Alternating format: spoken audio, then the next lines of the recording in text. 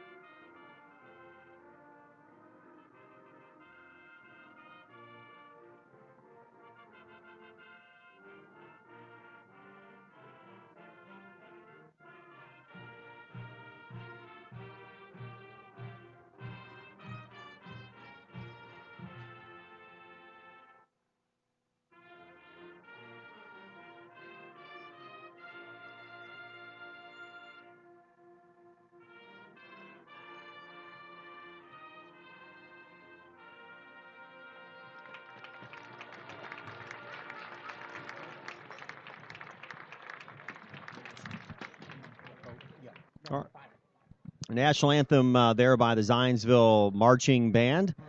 And we're about 3 minutes and 30 seconds away, it appears, by the stadium clock here at St. Vincent's Health Stadium on the campus of Zionsville High School from kickoff. And, Chris, if you will, I'll go to Chris for some of our pregame notes about the contest tonight. Chris? Sure. Thank you, Troy. Two big emotional or motivational factors in this game tonight for both teams. After 18 years here at Zionsville, their head coach, Larry McWhorter, this is his last game. He is moving on to another program, so that's a big thing for them. In 18 years, he is 150-58, so he's been very successful here, and I'm sure both the team and the players and the fans, indeed, will hope the best here for Coach McWhorter in his last home game. Also, of course, for Brownsburg, a big motivational factor and mental motivator in this game is that they had a perfect season last year, 9-0, perfect regular season. They go to the first round of the sectional, They have to play their old nemesis, Zionsville, and Zionsville did get them on a close play at the end, nipped them, and ended the perfect season. So this has been circled on the Brownsburg calendar all year to try and get back at Zionsville. It's going to be difficult to do here on the road at Zionsville in Coach McWhorter's final game. Well, 2 minutes and 17 seconds left on the stadium clock until kickoff. We'll take just a moment to go over a couple of things about both of these Hoosier Crossroads Conference teams tonight before the contest. The first of which will spotlight the quarterback from Zionsville High School, Cole Wendt, number 6. He's a 5'8", 182-pound senior. Oh, I'm sorry, Joshua Hinkle, the quarterback, 6'2", 180, a senior.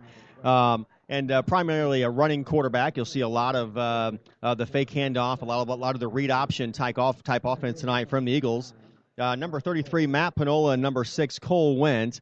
Wendt, a 5'8", 182-pound senior running back, and Panola, 6', 221, a junior running back for the Zionsville Eagles. They will be pretty much the heart and soul of the run offense. If it's not going to be Joshua Hinkle out of the read option tonight, as you will not see either of these teams pass the ball very much at all. Probably looking at a combination of pass attempts tonight, Chris, for both of these teams. It's going to be under 12 or 15. Probably. You're right.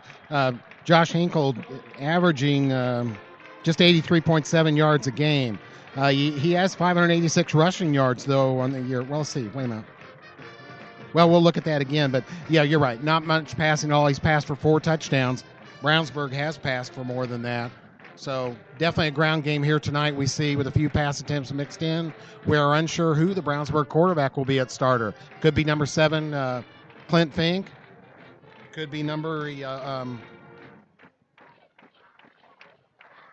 either Clint Fink or number 15, Hunter Johnson, the freshman, that has been their starting quarterback the last 4 to 5 games.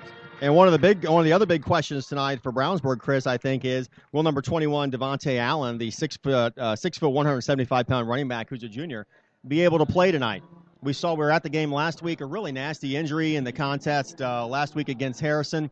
Could not come off the field under his own power, was not dressed and on the field for the second half. Did not practice this week on Thursday, I believe. Chris, you were at practice. He did not practice then. Was not dressed. But tonight, he's dressed. Yeah. And was out there during warm-ups. We're told he had a high ankle sprain, and we just don't know. Last week, as Chris highlighted, number 7, Clint Fink, the junior quarterback for the Brownsburg Bulldogs, started the game and played almost the entire contest. He didn't. Did he start last week or not, Chris? I can't remember if he actually started the game or not. No, he did come in for the injured Hunter Johnson. Played all the second half. Hunter Johnson, we had speculated before last week's contest at Brownsburg that he had suffered either a concussion or some other sort of injury. He was held out of practice for a while. He did start the game, suffered an aggravation of that injury, and Clint Fink came out and started the second half and helped solidify that victory last week for the Bulldogs. So we'll keep you posted as soon as we see who the starting quarterback will be. It's going to be Clint Fink or Hunter Johnson for the Brownsburg Bulldogs. And like I said, the big question, Devontae Allen, who is not a question, my friend, though, is Tokes Akinrabadi, the running back from Brownsburg, number 44. He's 6 foot, 195 pounds. He's only a sophomore. And as of the end of the contest last week against Harrison, 908 rushing yards on the season. I would look for him probably to have 1,000 if he stays healthy through all 4 quarters after tonight. But 188 total yards from offense, and Tokes has been the offensive element, along with some flashes of Devontae Allen for Brownsburg all season, Chris. Yes, that's right. And, coaches know here for Brownsburg that the other team's defense is going to key on Tokes. Well, they say stop me anyway, so they're going to he had 25 rush attempts last week. I would expect at least that many this week, especially with a question mark at quarterback and the Brownsburg passing offense. Effectively, not much of a factor at all this year. And with that injury to Devontae Allen, he was their leading receiver. So we'll have to see. Right now, captain's coming out to the middle of the field. Mac Dutra, one of the captains for Brownsburg. I think Zach Carlson is the other starting linebacker for Brownsburg. They're both seniors. Tonight is senior night here at Zionsville High School. We will be at Brownsburg. I will not be, but Chris will be there next week as the Fishers Tigers come into CF Roark Stadium there on the campus of Brownsburg High School for senior night. But tonight, senior night in Zionsville. We thought it was kind of a late arriving crowd, but the crowd has definitely started to fill in. Brownsburg has traveled well, even brought their student section with them on the other side of the field.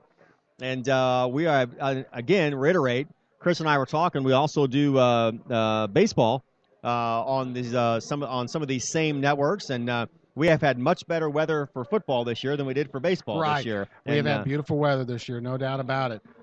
Joshua Hinkle out there among the captains for Zionsville, along with Joshua Trewartha. And we'll be set to go here in just a few minutes. But, yeah, just a terrific night. I can't believe it's October the 11th here and this warm and beautiful. It's a terrific night in a lot of places. We'll take a quick look around the Hoosier Crossroads Conference tonight. Brownsburg, of course, is here at Zionsville. Both these teams 3-4.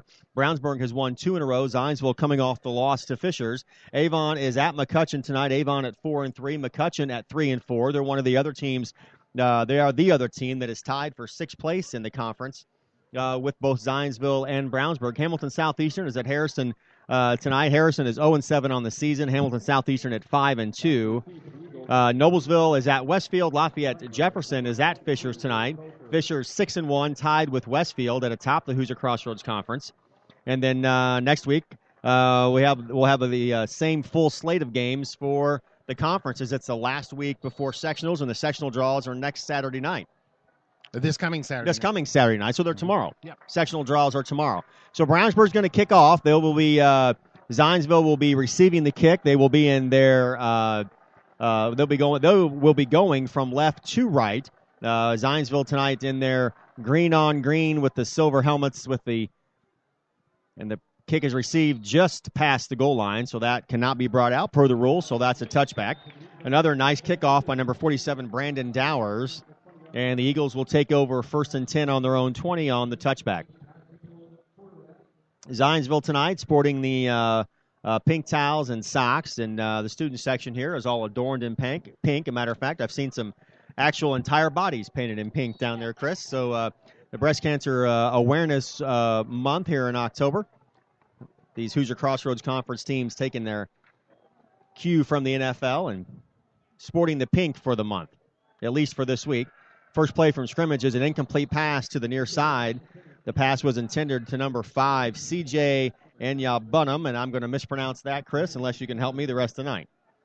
Well, we talked about not much passing. Well, guess what Zionsville does? Comes out on the first play and tries to throw a short pass in the flat there that could have been caught. It wasn't a case of good defense, although the Brownsburg defense man was right there for the stop if that ball would have been caught. CJ made that quick right turn trying to get upfield and left the football behind. So that's going to bring up 2nd and 10 from the 20-yard line. Hinkle is the quarterback under center, and the hands off to going around the far side and breaking one tackle and getting away. And down for a gain of about 8. Cole Went was the carrier there, Troy. Cole Went, number 6. From my vantage point, it looked like number 5, which would have meant that it was CJ, but that was not him. Big Bryce Tolley in there, plays both ways, offense and defense for Brownsburg. Looked like he had the tackle about 2 yards behind the line of scrimmage, but couldn't hold on. And Mr. Went broke away for a good gain there, brings up a 3rd and 2 Key to both these teams tonight, Chris, is really to stop the other team from running. That's what they really have to do. Force them to throw. So Hinkle, the quarterback under center. Went is the lone back. 2 receivers to the far side, 1 to the near. Hinkle's going to keep it, fights his way forward, and he's short of the first down, pushed back by that Brownsburg defensive line. That's going to bring out 4th and 2, and Zionsville's not even going to think about it. Here comes the punt team. So the Bulldogs are able to hold on this first drive.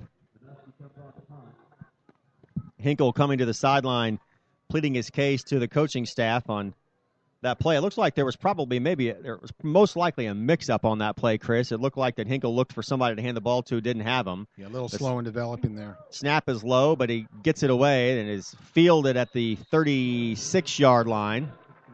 Fielded by number 9, Brad Gullinger. Their punter, Jake Minuski, averaging about 30 yards a kick. Looks like he was just a little bit over his average there maybe, and Bulldogs will have the ball here for their first possession. 10:38 left to go here in the first quarter, and no score. The Bulldogs will take over at the 37-yard line, their own 37-yard line. So Bulldogs defense able to force a 3-and-out there against Zionsville. And we're going to get right at it. The Dogs wasting no time, and out there is the senior quarterback, the freshman quarterback, Hunter Johnson. Johnson takes the snap. First play from scrimmage is a throw.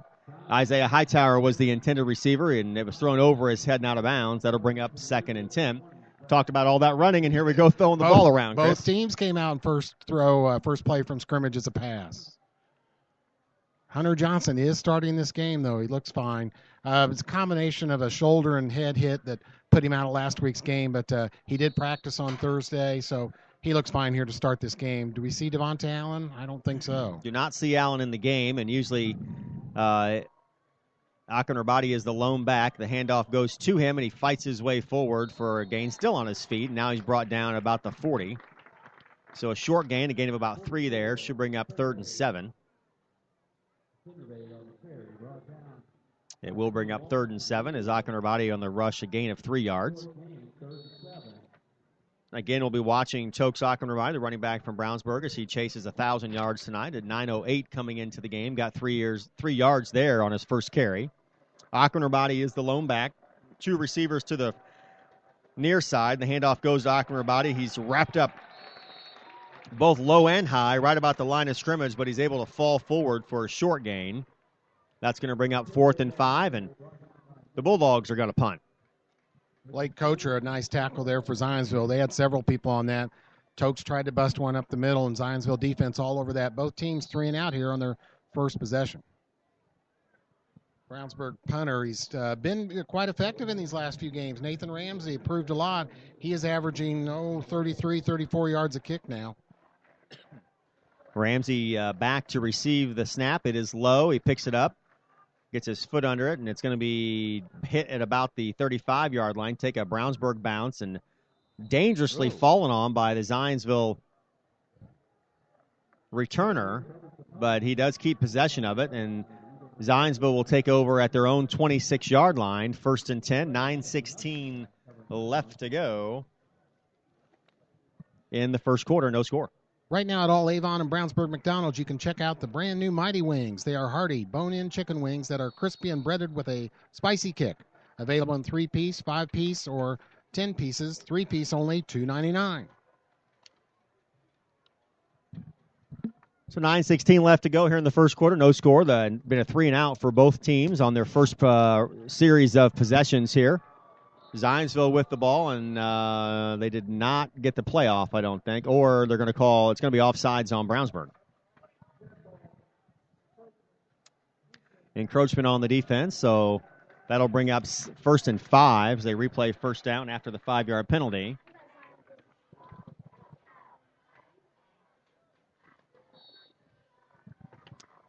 Zionsville takes over and or comes to the line of scrimmage after the 5-yard penalty. 1st down and 5 from their own 31. Hinkle under center. Takes the snap. Handoff goes to Wendt. He goes around the left side. He's dropped. He may have gotten back to the line of scrimmage there, Chris. I don't know if he did. It was either a loss of 1 or no gain. We'll see where they spot the football. They're spotting it like a gain of 1. Boy, a host of Brownsburg tacklers led by Stone Neese on that play.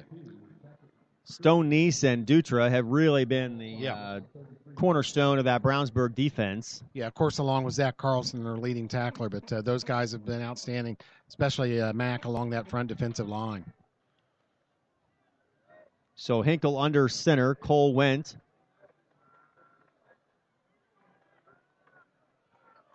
Cole Wendt is out as a receiver this time. The first pass from scrimmage, that's going to be enough for the first down. So Hinkle fires it to his left side.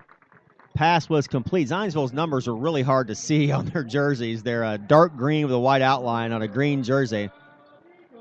I believe that pass was complete to number 23, Ben Kocher, but I'm not positive. Nice short throw. Good pass there. He set down an opening, and good play there for Zionsville to pick up that first down on a short pass. It was Kocher. As Kocher is now the receiver to the near side. In motion is number 87, it is number 87, Nick Maines. Same play, just a little bit deeper. So Hinkle completes the pass to the left side again. Used a short 3-step drop there or less, and he just got rid of that ball quick, so he's completed 2 out of his first 3 pass attempts. Zionsville, it looks like, has chosen to try and go over top of the Brownsburg defense as opposed to trying running through it. We'll see how that works out. So Hinkle is the quarterback under center. In the backfield now is Cole Wendt. Hinkle takes the snap, and he's going to throw again, rolling to his right. Pass completed to the near side to number 23, Ben Kocher, and he's brought down enough for the first down for Zionsville. The ball's across midfield.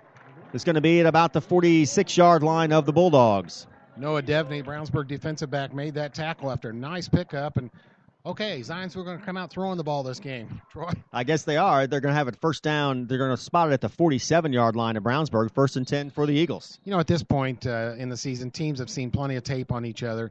They pretty much know, or at least think they know what they're going to do. I think Zionsville offensive coaches here have come out and said, we're going to surprise you by throwing passes. And these are easy, short passes to complete so far.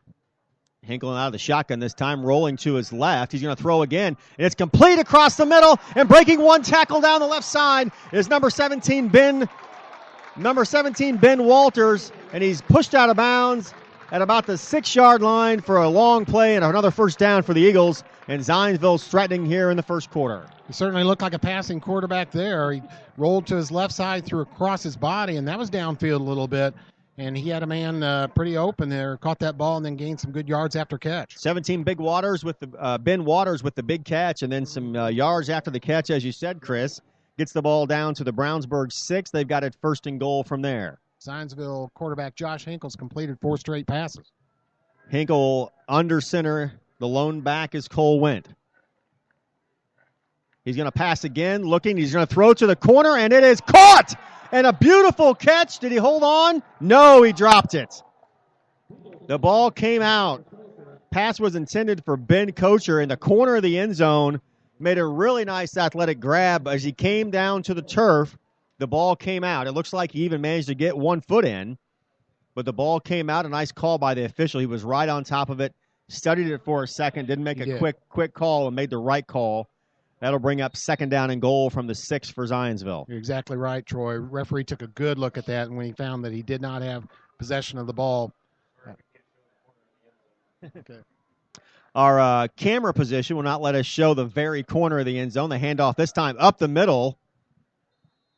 And that looked like that was number 33, Matt Panola. It was Panola. He got a couple of yards, and that's going to bring up a very interesting 3rd down and goal. We'll see what Zionsville is going to do. Bryce Tolley going to check in along that defensive line. Max Dutra and a host of others made the tackle there.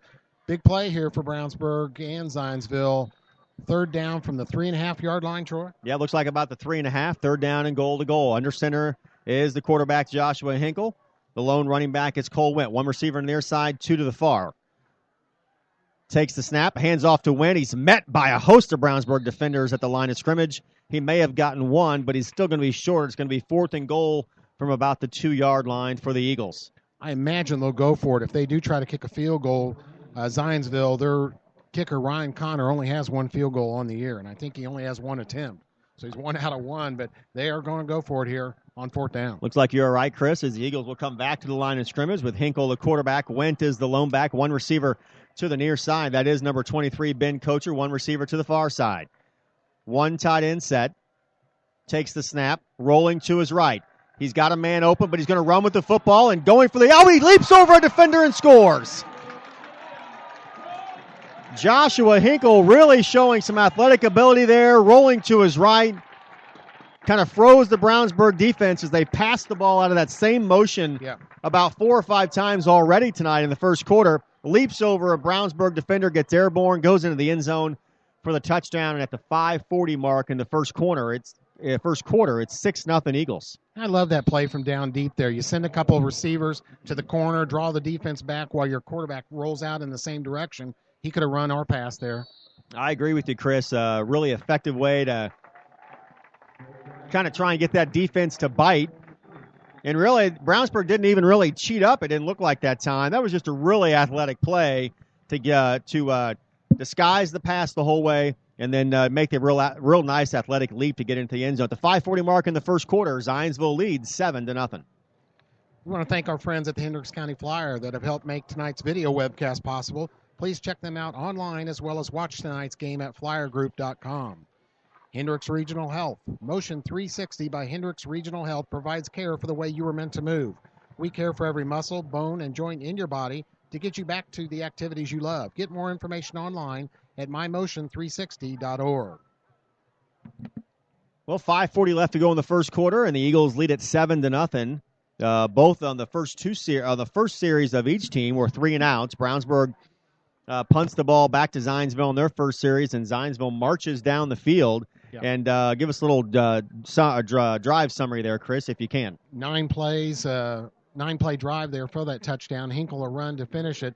4 completed passes on that drive, so that was passing attack, got them down there to the inside the 5. Then they tried a couple running plays that weren't effective, and we saw that rollout for the nice touchdown by Zionsville. And Hinkle was 4 of 4, correct, on those passes. I don't think he had an incomplete pass on that exactly. Drive. That's going to be short, and it's going to be Lisman. Fielded by Lisman on the right side, the speedy wide receiver for the Bulldogs.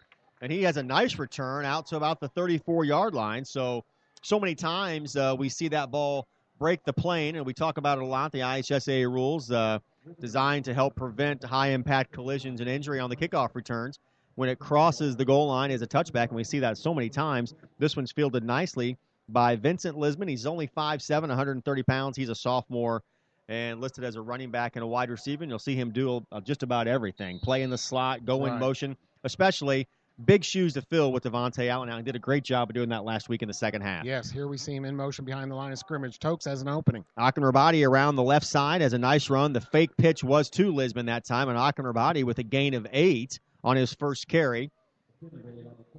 He's across the 40 to the 41, and that'll bring up second and short. And that's what the Brownsburg needs tonight is they got to stay out of that second long, that third and long situation. Exactly. That's right. Nice run there by Tokes Akinrabadi, and he's down to the 41, their own 41-yard line.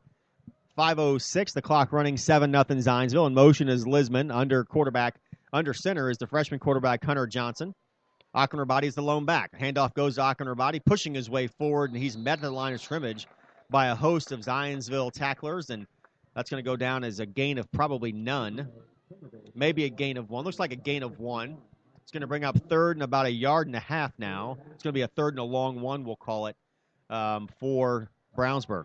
Zionsville defensive lineman Joshua Trewarther led the charge there on defense for Zionsville. 4:30 left to go, 7-0 Zionsville. First quarter here at Zionsville High School. Freshman quarterback Hunter Johnson will be out of the shotgun.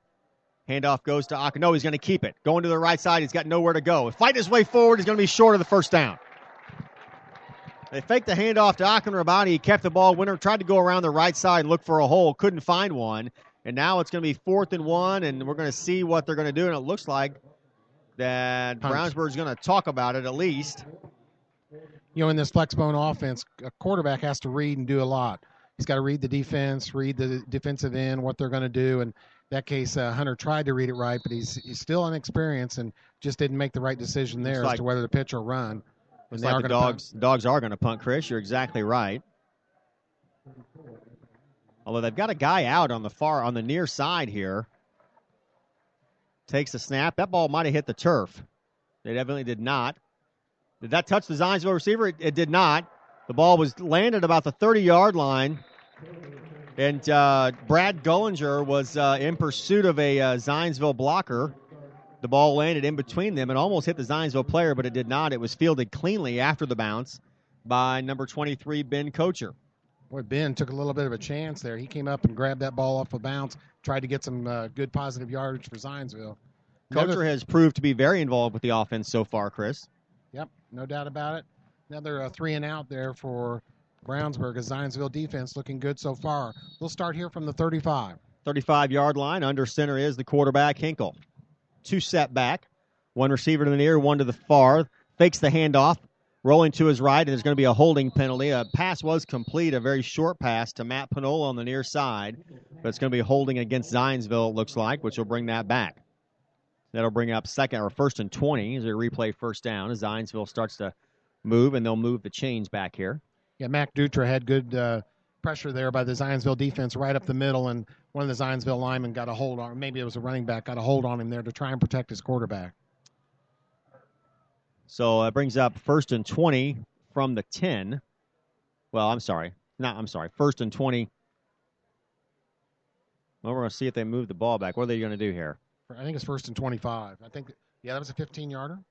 No, I don't. No. Okay, first and 22. So actually the pass was completed for a loss of 2 yards. That's it. It looked like it was maybe completed at least to the line of scrimmage. It was not. So it's going to be a 1st and 22 from the 23-yard line. Hinkle drops back, stays in the pocket, and passes across the middle, and it's short and pushes him to the ground is number 78, Brandon Weber, the defensive lineman for the Bulldogs. Looks like I was afraid he might have got in there a little bit late. He did not. Boy, good pressure up the middle by Brownsburg defense right there. Weber plays a little bit both ways, and he got in there and nailed their quarterback right after the pass. Got old Josh right there on the defensive rush. So 2nd and 22 now, 3 minutes and 20 seconds left to go in the first quarter. Zionsville leads it 7-0. Two-back set for the Eagles. Hinkle under center, takes the snap, gives the handoff to the right, up the middle and across the right side, and a really nice carry. But that's going to come back as well. It probably looks like it's going to be holding again on Zionsville. The carry on there was number 39, Matt Kramer. He's a senior. Kramer 5'7", 160 pounds. They're going to call holding against Zionsville, and we'll see if Brownsburg's going to decline this penalty or not. They're going to replay 2nd down, 10 yards from the spot of the foul. Yeah, Matt Kramer doesn't get a lot of touches there. He's comes into this game with just 118 yards total, but he'll get the ball once in a while. They'll run 3 or 4 different running backs. So it is now 2nd and a quarter mile for Zionsville from their own 15. They've got to get to the 45-yard line for a first down. They hand the ball off again to Matt Kramer, and he's met just across the line of scrimmage. He got a couple of yards there, and that's going to bring up 2nd and about 33 now for Zionsville. Mac Dutra on the tackle again, and Riley Ish, the linebacker, chipped in on that.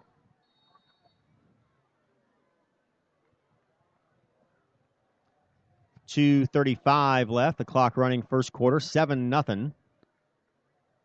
Zionsville coming to the line of scrimmage. The line of scrimmage is the 19-yard line. It's 3rd and 32 after a series of penalties against the Eagles.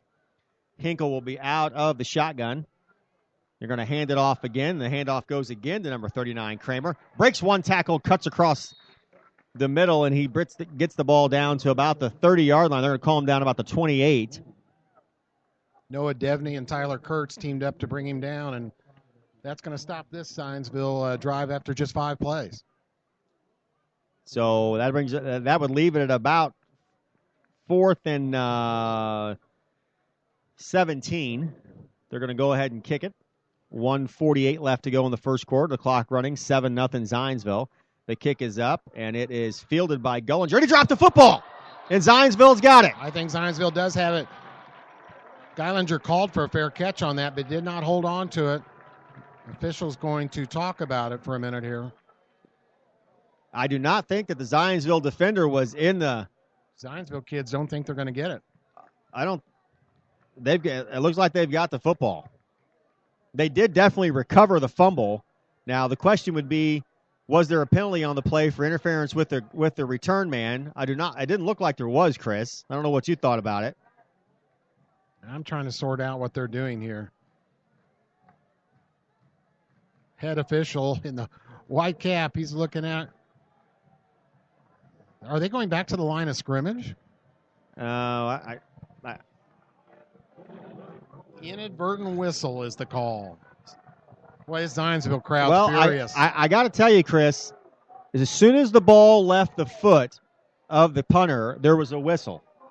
And I don't know if it came from the crowd or if it came from from one of the officials. I have no idea why it would have come from one of the officials, but there was a whistle. There was almost a couple of whistles, and it was an inadvertent whistle, but we don't know where it came from. Wow, I did not hear that one after the snap. I actually, as they were running down the field, I heard the whistle, and I thought, well, maybe there was a penalty. I saw no flags, and the officials were running as if there was no.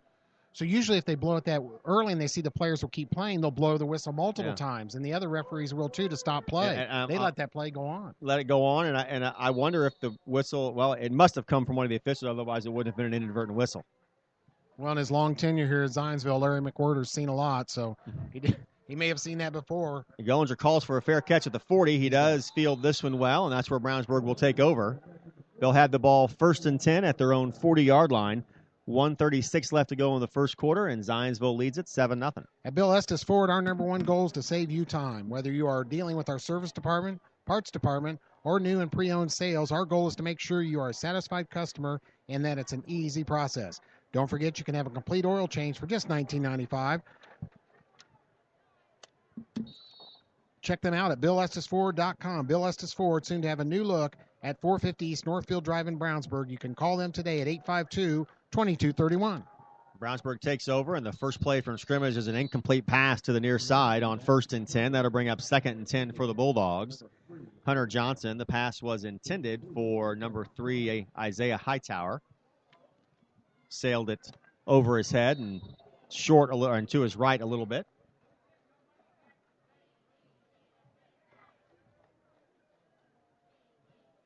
Brownsburg yet to complete a pass here in 3 possessions. They've had 2 3-and-outs.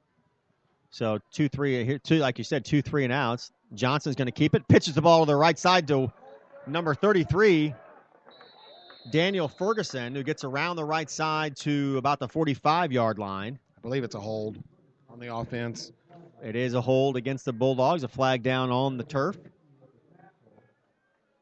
Daniel Ferguson got a running attempt there. He's a senior. He will get some runs, but made a good run there. Just Brownsburg got caught with a hold. Just a minute 27 left here in the first period. No score. Well, 7-0 Zionsville. It'll be 2nd down and, well, actually, yeah, that'll bring up 2nd and 20. Well, and the difference here is what's confusing me a little bit is the rule. IHSA, the high school rule is it's from the spot of the foul. Yes. Not from the line of That's scrimmage. right. So that That's actually bring up 2nd and 18. That's right. 1:16 left to go in the first quarter. 7-0 Zionsville. 2nd down and 18 from their own 32-yard line for the Bulldogs. Johnson takes a snap, throws the ball over the middle. It's almost picked off.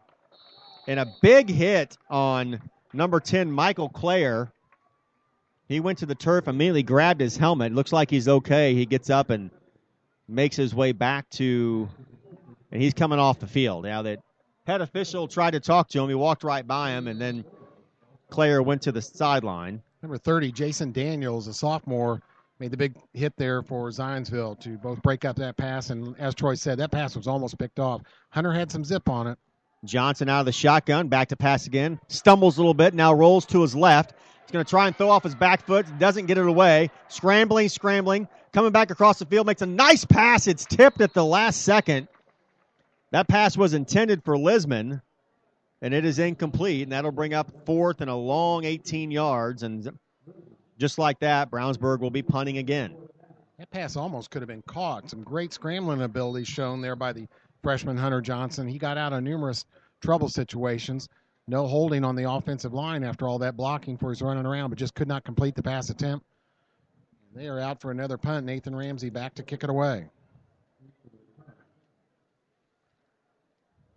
53 seconds left in the first quarter. Another low snap on the punt, digging it out Beautiful nicely. punt. And a nice kick.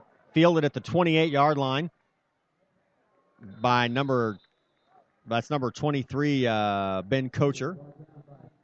I shouldn't have to look his name up. He's been involved in about every offensive play for the Eagles tonight. He returns it to the 37-yard line. That's where Zionsville will take over. 42 seconds left to go in the first quarter. They lead at 7-0. When plumbing problems arise, do you want a plumbing company with an impressive truck or fancy jingles? Of course not. You want your problem solved quickly and at an affordable price. At Westside Plumbing, we understand you want a plumber who is honest, respectful, and knows how to fix the problem. Westside Plumbing provides fast, professional plumbing service 7 days a week. You can call them at 445-8399. That's Westside Plumbing.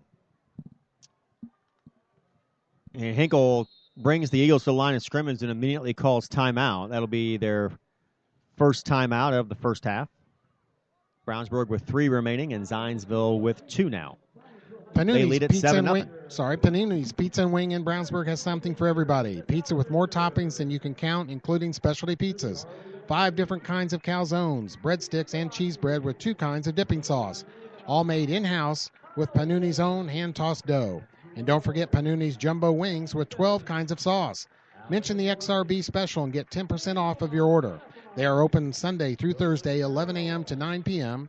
Friday and Saturday, open till 11 p.m. Dine in, carry out, or free delivery. Call 286-3500 Panuni's Pizza and Wings at 1447 East Main in Brownsburg. Coming into tonight, take a moment here and just kind of maybe spotlight some of the interesting statistics in the IHSAA across the state in football. And leading the entire state in passing right now is the quarterback at my alma mater, Connor Smith at Perry Meridian. Chris, it's 135 for 208, 64.9% completion percentage. He's thrown for 2,434 yards and 32 touchdowns. 2,400 yards. Incredible. Pass out to the far side and breaking a tackle. And number 17, that's number 17, Ben Walters, 5'9", 163, a senior wide receiver. I mean, he's out to about the 45-yard line. That'll bring up second and short, which Zionsville's thankful to see after that series of penalties. That's right. Jamar Conway on the tackle for Brownsburg. Good, effective pass on first down again for Zionsville Eagles. Hinkle brings the Eagles to the line of scrimmage. Two back set. Receiver to the near side is number 5, C.J. Enyabunam. He's going to pass again, throws it over the middle, and pin. Nice reception by the big tight end. I believe that's number 81, Hayden Clark, 5'11", 200 pounds. It is the senior tight end. Nice reception over the middle. He is 6 out of 10 passing, Mr. Hinkle is, for this first quarter.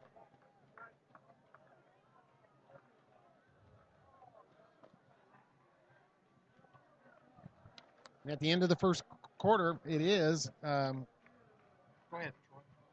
7-0. Oh, that is the end of the first quarter. I'm sorry, Chris. I had kind of lost my way there a little bit. I was looking at some scores that were coming in. 12. So that is the end of the first quarter. And at the end of one, it is 7-0 Zionsville. Established in 1882 as Harris Bank and owned by BMO Financial Group since 1984, BMO Harris Bank has grown to become one of the largest banks in the Midwest, serving personal, commercial, and affluent customers. They are located at 610 West Northfield Drive in Brownsburg. For more information, call them at 852-2683. That's BMO Harris Bank. So after one quarter of play, Zionsville leads at 7-0. Nice crowd on hand. Brownsburg traveled well. Brownsburg even brought some of their student section with them. The Zionsville student section is filled up and getting a little rowdy down into our right, and the home side of the stands has started to fill up and is pretty much full here as even some late stragglers find their way in. And so Zionsville comes to the line of scrimmage, and we have a flag down that's going to be against Brownsburg, encroachment on the Dogs. Seeing some penalties here on both sides so far in this game. A lot of flags, Chris, a lot of them. So that'll push the ball down to the Brownsburg 33. Zionsville operating on the Bulldogs side of the field. They lead at 7-0, and we're just starting. 12 minutes left to go, all the time left in the second quarter. Hinkle is the quarterback under center, the lone running back. Two receivers to the near side, or to the far side. Fakes the handoff, looking to pass. Rolling to his right side, a lot of pressure. Coming up strong is is a defensive back, and he completes the pass. Breaks the tackle and gets down to about the 6-yard line. Coming hard after him was number 22, Jamar Conway, the defensive back for the Bulldogs. He couldn't catch up to him, and Hinkle completes the long pass down the far sideline for the first down, and that's going to bring up first and goal for the Eagles. Boy, Josh Hinkle, very impressive here. He was through that pass with a lot of zip on it while he was on the run.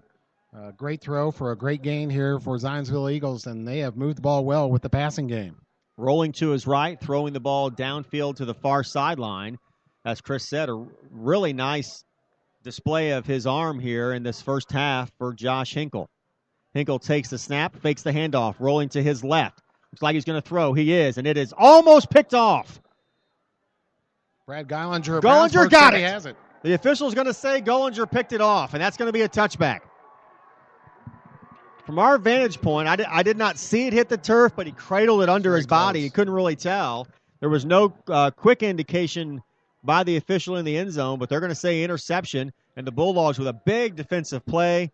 The Gullinger's had Three interceptions on the year, but a lot of pass knockdowns and some other ones that could have been interceptions. He's been very aggressive in that defensive secondary for the Bulldogs all season. So Brownsburg takes over. They'll have the ball at their own 20 on the interception in the end zone, which is a touchback for the Dogs. And here comes Hunter Johnson, the freshman quarterback. Achenrabady's the lone back. They're going to hand it to him. He gets back to the line of scrimmage, and he's pushed back fiercely by a host of tacklers by Zionsville, one of them losing his helmet. Tyler Linville in on that big stop for Zionsville. Stop that gain or that attempt to run by Tokes. Well, one of the keys looking at this game was Brownsburg to force some defensive turnovers. They don't get a lot so far this year, but got one there to stop that drive by Zionsville. Johnson under center. Achenrabady is the lone back. Lisman's in motion. The handoff goes to Achenrabady again. Now he breaks one tackle, gets across the 30-yard line down to about the 31. That's enough for the first down for Brownsburg. Nice run there by Tokes, and if this keeps up, he's going to reach 1,000 yards without any problem tonight, Chris. Yeah, showed both his strength and just a little bit of speed, but his legs are very strong. He says he does work on it constantly and during the summertime with Brownsburg strength coach Neese. Achenrabady comes into the game tonight, 908 rushing yards on the season. He had 188 total yards from scrimmage in the last game against West Lafayette Harrison. Johnson takes a snap, gives to Achenrabady. He's met at the line of scrimmage, dives forward just about back to the line of scrimmage, so that'll be a gain of none to bring up 2nd and 10 for the Bulldogs. They trail 7-0, 10:30 left to go in the half. Boy, nice play there by number 51, Mike Lewis, one of their linebackers. He covered up Tokes at the line of scrimmage right away and brought him down for a short gain, 2nd and 9. Johnson brings the Bulldogs to the line of scrimmage. Achenrabady's the lone back. One receiver to the near side, one to the far, and there's a whistle. It's going to be an official's timeout. Might be an equipment problem for Zionsville. Number 35 right there running over to the sideline is Brandon Wilson. Looked like an equipment issue, so an official stopped the clock there. He will be replaced. Wilson will be. He comes to the sideline. They're telling them that back to the action. Achenrabady takes the handoff to the left side of the line and fights his way forward down to about the 38. It's going to bring up 3rd and about 4. Tokes got some good blocking there on the left side by number 77, Evan Mallory, 6'5", junior offensive lineman for Brownsburg, done a good job all years, along with their center, Dustin Dowers, a 6'1", junior also on the offensive line. Brownsburg offensive line's improved the last few weeks here. Johnson under center, fakes the handoff. They're going to give it. Oh, the ball's on the ground. And Zionsville's got it. No, maybe they don't. Yes, I think they do. They do have it.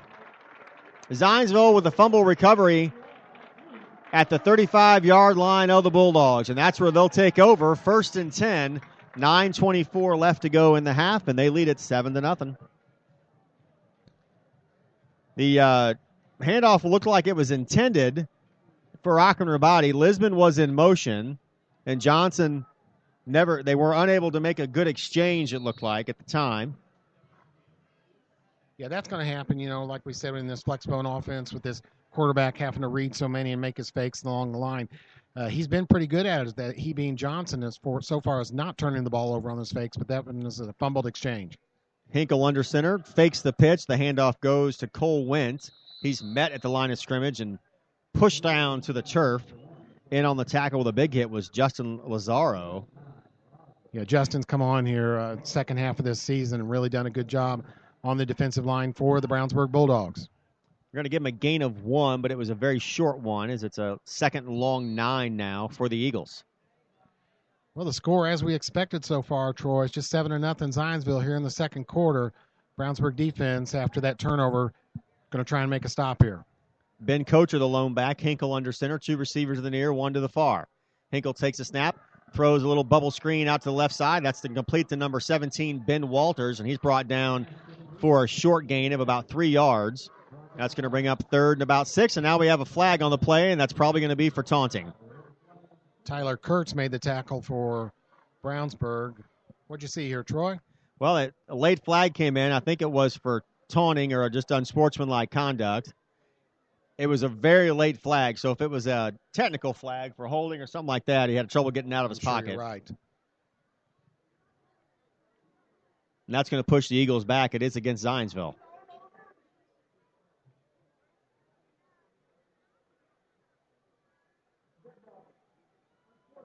It is unsportsmanlike conduct, a dead ball penalty of 15 yards against Zionsville, and that will push them way back as they had third and about probably 4 coming up.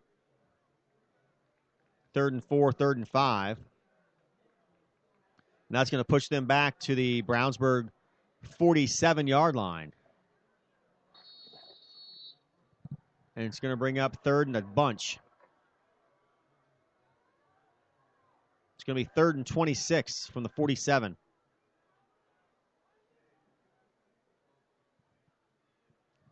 Hinkle with the snap out of the shotgun, rolling to his right. Gets through a couple of defenders, throws the ball down the field deep, and a lot of hand checking going on down there. Pass was intended for number 87, Nick Maines, the wide receiver. And that was his first off-target throw. Really, he's been so effective so far, but that was well overthrown by their, by the quarterback Josh Hinkle. Pretty nicely defended too in the secondary there by Brownsburg. And I think some of the crowd saw what you did. They wanted that hand checking called, but no go, and Zionsville will have to punt here. So Zionsville, after the very costly unsportsmanlike conduct penalty, pushes them back 15 yards. They're now kicking. The punt is up, and in there real close for the Bulldogs is number 99, Bryce Tolley. He got in there, almost got his hand on it. So that'll be 1st and 10 for the Bulldogs. 8:09 left to go here in the first quarter.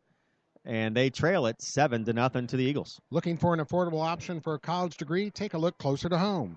Ivy Tech Community College's new campus in Crawfordsville is conveniently located off I-74, and it has the lowest tuition in the state. You can earn an associate degree in business entirely on the Crawfordsville campus. The degree transfers to Western Governors University, and you can use Ivy Tech's computer lab to take your online courses. Registration for spring 2014 classes is now open. Now is the time. Visit ivytech.edu. Now is the time, or call 888-IV-LINE. First play from scrimmage is a quarterback keeper, a little read option around the right side. Hunter Johnson keeps it for a gain of about 5. That'll bring up 2nd and it's going to call it a gain of 4. It's going to bring up 2nd and 6 now for the Bulldogs.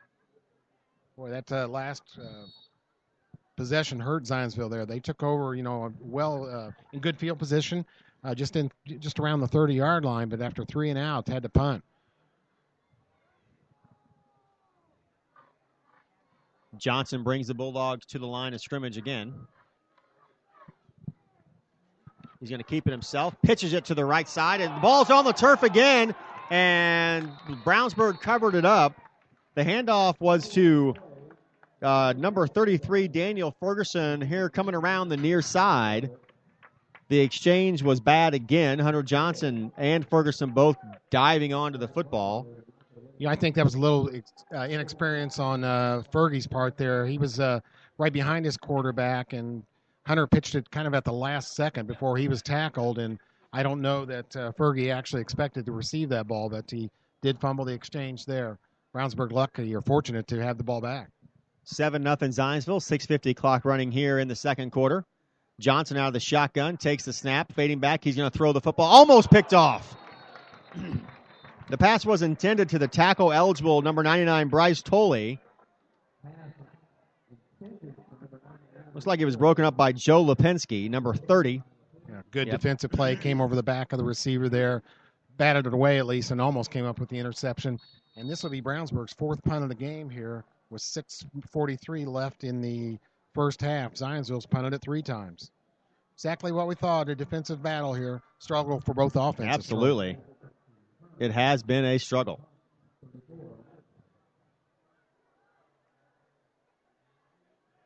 Back to punt. Almost blocked, and that he might have got a finger on that. The ball lands at the 40-yard line of the Bulldogs, so the punt does not get across midfield. And Zionsville will take over at the Brownsburg 41. 6:36 left to go in the first half. The Eagles lead at 7-0. Did you know Nelson Jewelers in Brownsburg has been serving Hendricks County and the west side of Indianapolis with an extensive selection of finer diamonds and gemstones since 1958? Nelson Jewelers is a family-owned jewelry store specializing in unique jewelry, jewelry repair, appraisals, and watch repair. You can visit them online at nelsonjewelers.com, a little out of the way, very much out of the ordinary, or call them at, I'm sorry, I missed that phone number. We'll get back to you. Hinkle takes a snap. The handoff goes to the running back, Cole Wendt. He's across the right side of the line for a nice gain. He's across the 35. It's going to be at the 35-yard line. That's going to bring up second and about 4. A gain of 6 on the play. Let's see if the Eagles can capitalize on good field position this time. Starting at the Brownsburg 41, they did not capitalize on good field position in their last possession. Hinkle under center, 2 backs, 1 receiver each side. Handoff goes to the fullback this time. I thought that might have been number 30, Joe Lipinski, who was in on the breakup of the last pass. No, that was number 33, Matt Pinola. Half the Brownsburg defense on the tackle. Everybody in there for the Bulldogs.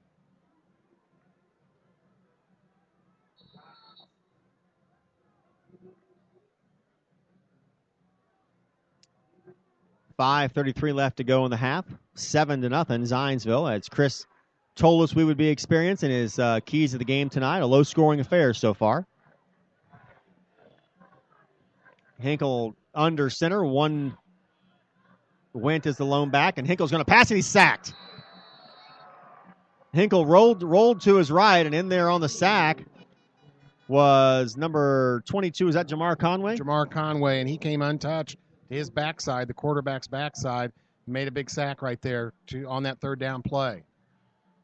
Now, I thought that was a big third down there for Zionsville. After 2 good field positions in a row, they needed to capitalize on that one, and again, they'll be punting. You're absolutely right, Chris, and so Zionsville is going to be kicking again. The line of scrimmage is the 39-yard line of the Bulldogs. The punter is set up right about midfield. The kick is high and going to be over the intended he's going to be over the Brownsburg return man's head. It goes into the end zone for a touchback.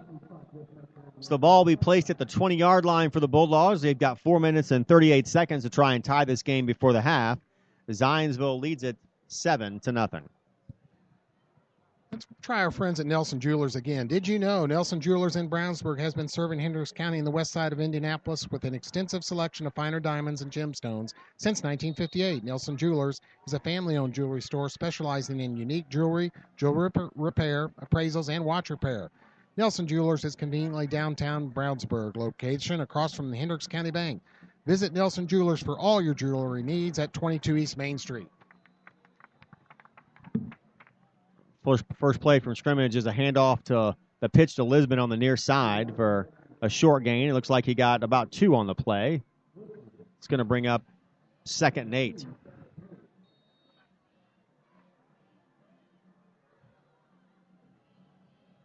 With just 4:12 left here, an important possession for Brownsburg. They have yet to dent the scoreboard. They'd like to before the half here. Johnson under center. Ockner bodies the lone back. In motion is Lisbon. The pitch goes to him around the far side. A missed block, and Lisbon's brought down behind the line of scrimmage, and there's going to be a flag on the play. Brad Buckland tripped him up there behind the line of scrimmage, and Brad had to fight off a block to make that defensive play, and the penalty is going to be on Brownsburg. Yeah, it's going to be a holding call against the Bulldogs.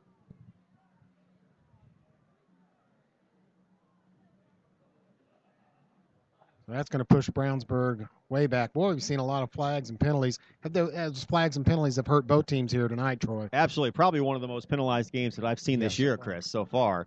Here, and we're only in the first half. 3:58 left to go in the half. 7-0 Zionsville. A low-scoring affair, as predicted tonight.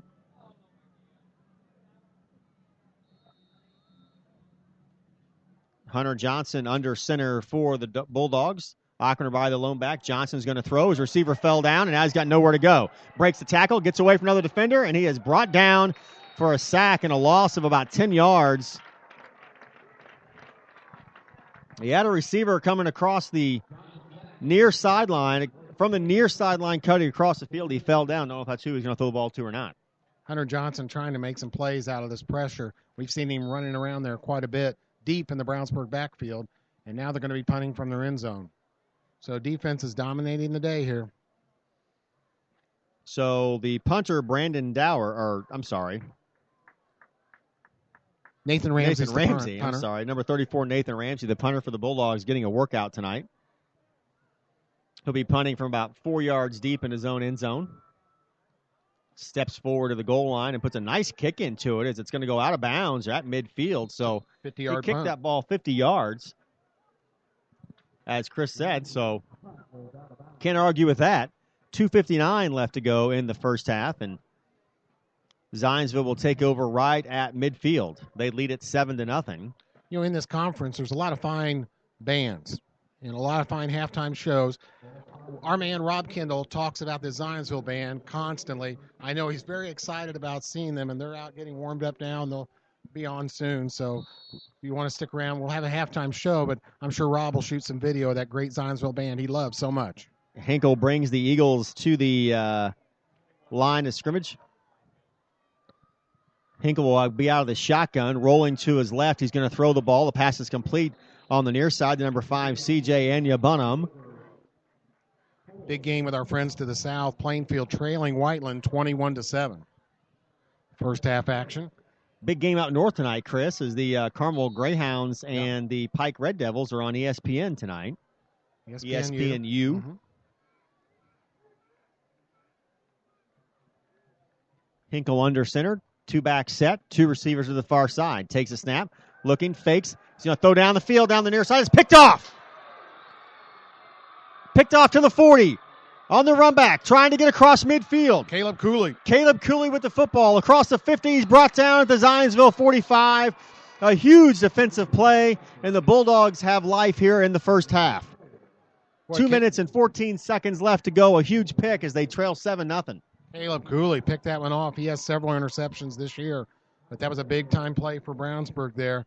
Zionsville came out again passing on first down. That play, it looked like it tried a quick run fake and then tried to pass way down the field. Caleb Cooley, the defensive back for Brownsburg, was there to read it and make the interception. Cooley has 3 interceptions along with Brad Gallinger now for the year.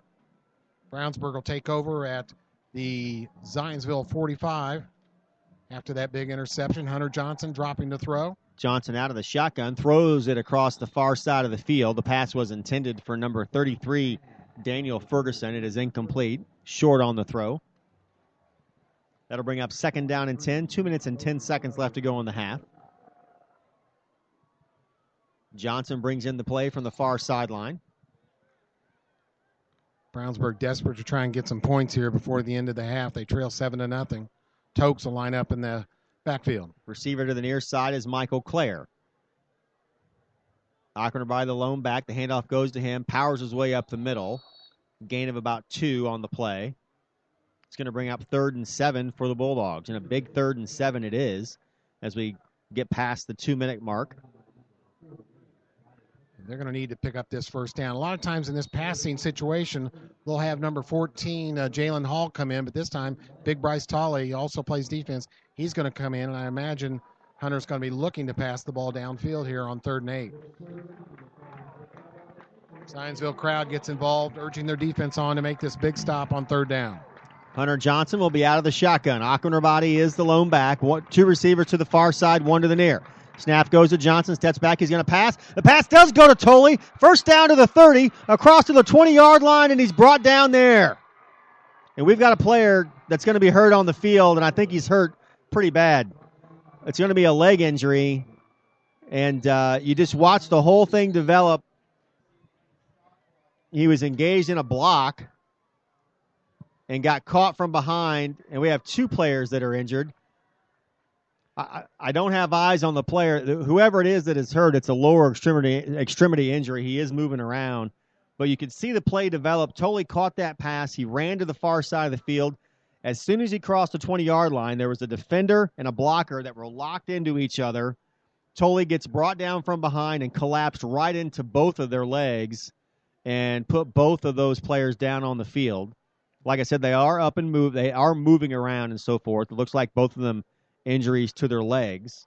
I think the Brownsburg injury is somewhat serious. All the players have taken a knee, both along the sideline and on the field. Zionsville players getting up and walking away. We'll get you that number here in a second.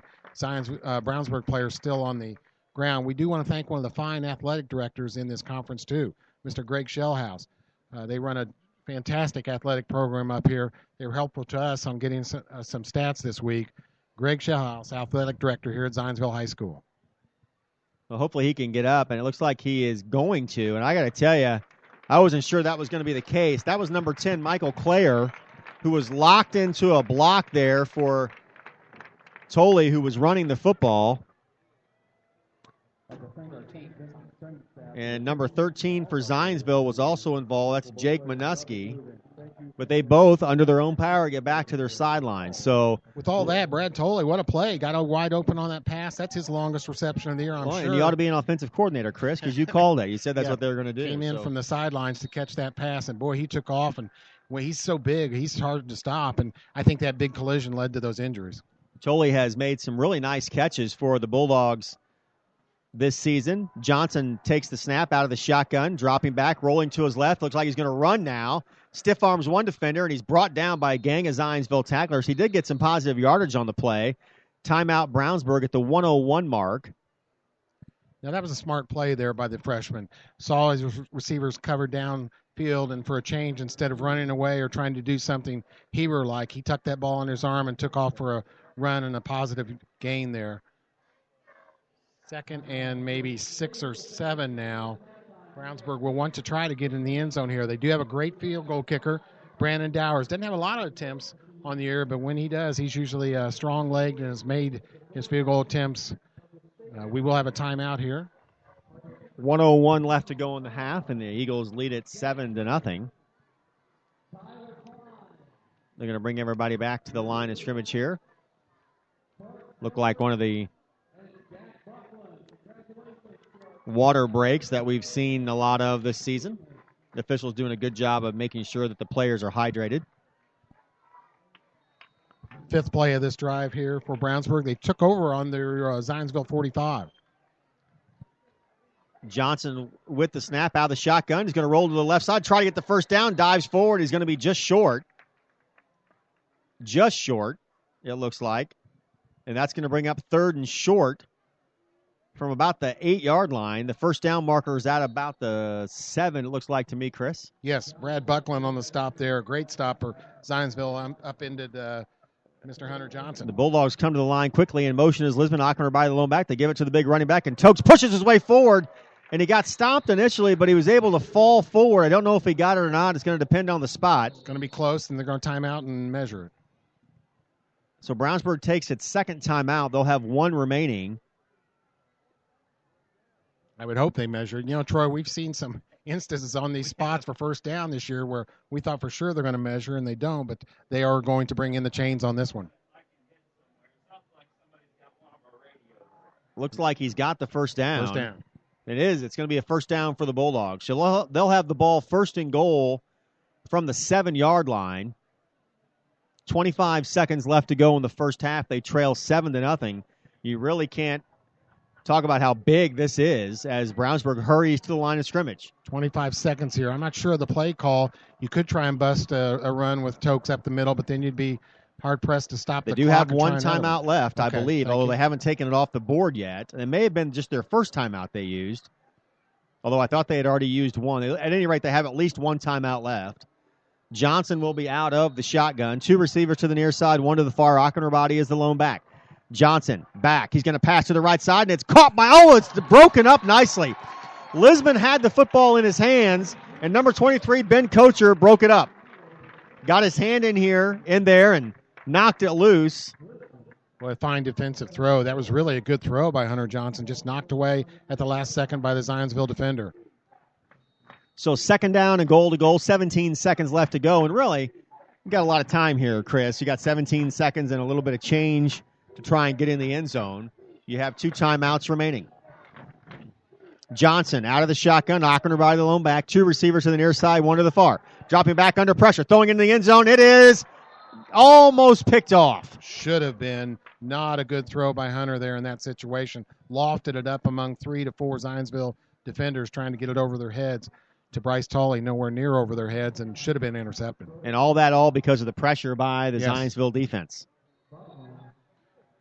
Well, they could have run the ball there on a 1 or 2 play. Now they've almost forced themselves to pass to try to get in the end zone here from the 7-yard line.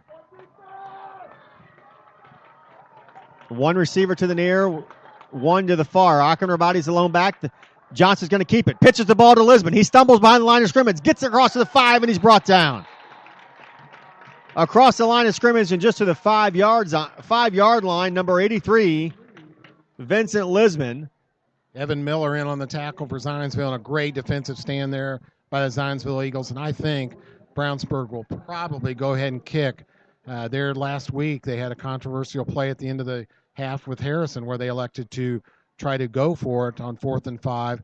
And Coach looked back at that and said he wishes he would have kicked. If it was a different opponent other than Harrison, he might have. Well, we have a different opponent here tonight in a tough defense and Zionsville team. Let's see what they're going to do. I would imagine, Troy, I would go ahead and try and take this kick, take the points, 3 points with your good kicker, Mr. Dowers, but I haven't seen a kicking team on there yet. They're all huddling up and discussing it still on the Brownsburg sideline. When you figure it's 7-0, and Dowers is in. Dowers is going to come in, and he is going to kick the field goal or going to line up to attempt the field goal. Just be aware, though, Clint Fink can rise up out of this. He's going to hold. Now, he is a part-time quarterback. He can rise up out of this hold if they want to try a fake. Number 33, Daniel Ferguson, who's got a nice set of hands on him and is on the regular offensive player for the Bulldogs, lining up on the left side of the line. So we'll see what the Bulldogs are going to do. Fink takes the snap. They're going to kick it, and it is up, and it is good. So Dowers puts it right through the uprights, as we would have expected him to do. The field goal is good from the 13-yard line, which is a 23-yard kick.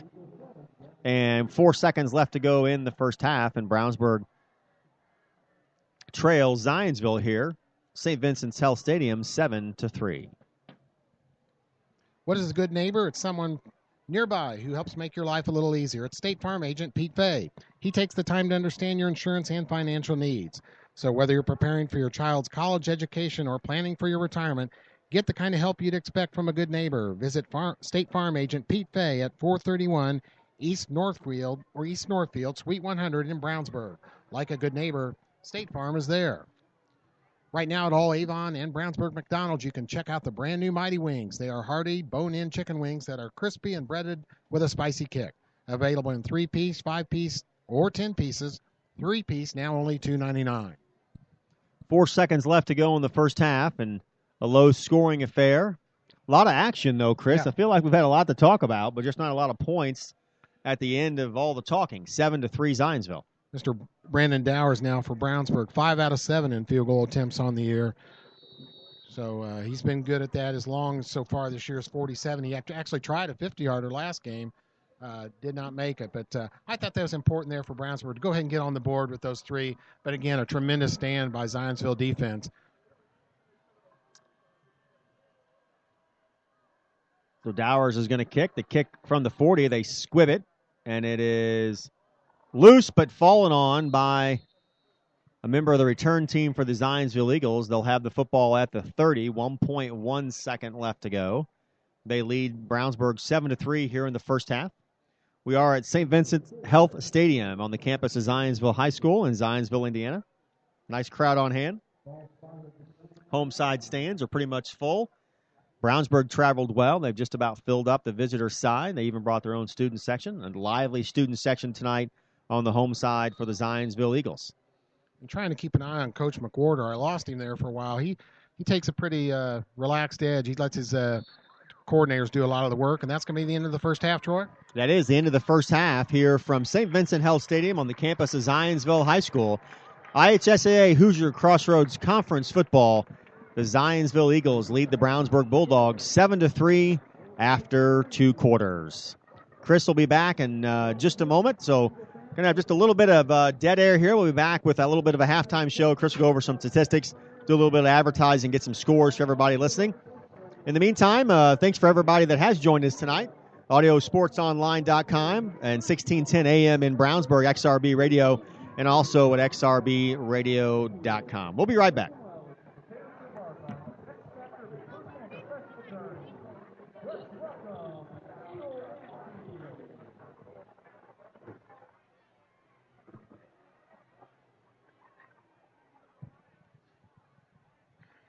Panuni's Pizza and Wings in Brownsburg has something for everybody, and you don't even have to leave home.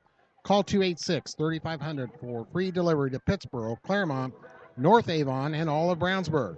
Specialty pizza, calzones, breadsticks, and cheese bread, all made in-house with Panuni's own hand-tossed dough, not to mention Panuni's jumbo wings. Tell them you heard it from XRB and get 10% off of your order. Check out their Facebook page for specials. They're open Sunday through Thursday, 11 a.m. to 9 p.m., Friday and Saturday, open until 11. Locally owned, Panuni's Pizza and Wings on 1447 East Main in Brownsburg. You can tune in to xrbradio.com every Friday at 5:30 p.m. for the McDonald's Hendricks County Sports Show. Join Brian Scott and Chris Worley for a full hour as they interview coaches and student athletes from Brownsburg and Avon High Schools. You can also watch the taping in person at a McDonald's near you every Wednesday night. Check out the McDonald's Hendricks County Coaches Show broadcast page on xrbradio.com or audiosportsonline.com for store locations. Nothing makes you think of the future like holding it in your arms. The wonder of being a new parent includes planning for your child's future, and now's the time to start looking to someone who's been there from the start. State Farm agent Pete Fay in Brownsburg can ensure your life insurance will keep pace with your family's growing financial needs. So for more information on life insurance, visit State Farm agent Pete Fay at 431 East Northfield, Suite 100 in Brownsburg. Like a good neighbor, State Farm is there. Westside Plumbing, when plumbing problems arise, do you want a plumbing company with an impressive truck or fancy jingles? Of course not. You want your problem solved quickly and at an affordable price. At Westside Plumbing, we understand you want a plumber who is honest, respectful, and knows how to fix the problem. Westside Plumbing provides fast, professional plumbing service 7 days a week. When you invite Westside Plumbing into your home, be assured they will be knowledgeable, timely, and will give your home the respect it deserves. Honesty, integrity, and respect, that's what you get when you call Westside Plumbing at 445-8399. That's 445-8399, Westside Plumbing, serving Brownsburg and all of Hendricks County. Look at some statistics here real quick, Chris. In the first half, the score 7-3, Zionsville leads Brownsburg. First downs, Zionsville with 5, Brownsburg with 3. Rushing yards for Brownsburg, 18 and or 25 yards total. 31 yards on the ground for Zionsville. Passing yards in the air, the big difference here. 31 yards for Brownsburg, 120 yards in the air by the quarterback Joshua Hinkle from the Zionsville Eagles in the first half. Hinkle is 9 of 14 with 2 interceptions, though. And the freshman quarterback for the Bulldogs, Hunter Johnson, is 4 of 11 with no picks, no touchdowns through the air. Total yards for each team, 151 for Zionsville, 56 for Brownsburg.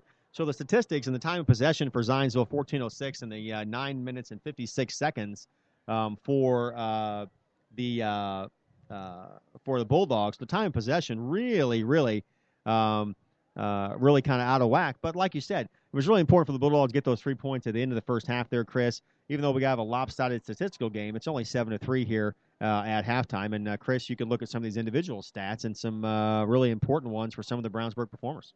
That's right. Akron Rabati, only 34 yards at halftime. His long was 11. And this is just as we expected, except the only thing we didn't expect was Mr. Josh Hinkle to be 9 out of 14 with 120 yards. He has thrown 2 interceptions here in that first half. So, hey, great job here by the Zionsville Athletic Director, Greg Shellhouse, and his staff here in the press box to get us some good stats at halftime. Another big game. Go ahead, Troy. Well, I was just going to say we really do appreciate that. And as the Zionsville band, the decorative and a little bit flamboyant Zionsville band dress tonight comes onto the field for the halftime show. We do thank all the staff here at Zionsville High School tonight and all of our Hoosier Crossroads Conference partners for their hospitality throughout the season. Great facilities here at Zionsville, great facilities down in Brownsburg. We have great facilities everywhere we go. St. Vincent's Health Stadium here in Zionsville, 7-0, 15:25, and the halftime clock is running until we get the third quarter underway. And the Zionsville Eagles, they lead it 7-3. At Bill Estes Ford, our number one goal is to save you time. Whether you're dealing with our service department, parts department, or new and pre-owned sales, our goal is to make sure you are a satisfied customer and that it's easy and that it's an easy process. Don't forget, you can have a complete oil change for just $19.95. Check them out online at BillEstisFord.com. Bill Estes Ford, soon to have a new look at 450 East Northfield Drive in Brownsburg. Call them today at 852-2231. Established in 1882 as Harris Bank and owned by BMO Financial Group since 1984, BMO Harris Bank has grown to become one of the largest banks in the Midwest, serving personal, commercial, and affluent customers. They are located at 610 West Northfield Drive in Brownsburg. For more information, call them at 852-2683. Running a little short on cash or got some collectible items around the house you don't need or want? Take them to Hendricks County Estate Buyers in Brownsburg. They buy gold, silver, coins, tools, electronics, and antiques. They specialize in one-piece or entire collections. If you have an estate or household liquidation, call them first. Ask for Justin at 317-286-3652, 7 days a week. They're on the corner of Main and Odell in Brownsburg. That's Hendricks County Estate Buyers. Some other big games around here in Hendricks County, too. Avon, McCutcheon tonight. That is at McCutcheon. Avon comes into this game 4-3. McCutcheon 3-4. Avon, their strong defense, really been tough. I look for them to continue on the strong play and go to 5-3 and win this game at McCutcheon. That will be their last visit into McCutcheon. Avon leads that series in the last 15 years, 12-4. Don't see much problem there for Avon, especially, like we said, with their great defense. Plainfield and Whiteland, we had a score on that earlier. We'll have to get you an update, but Plainfield was 4-3. Whiteland 5-2 coming into that game. The Whiteland Warriors have had a good season. They won 2 in a row over Martinsville and at Mooresville, and they're home to Plainfield tonight.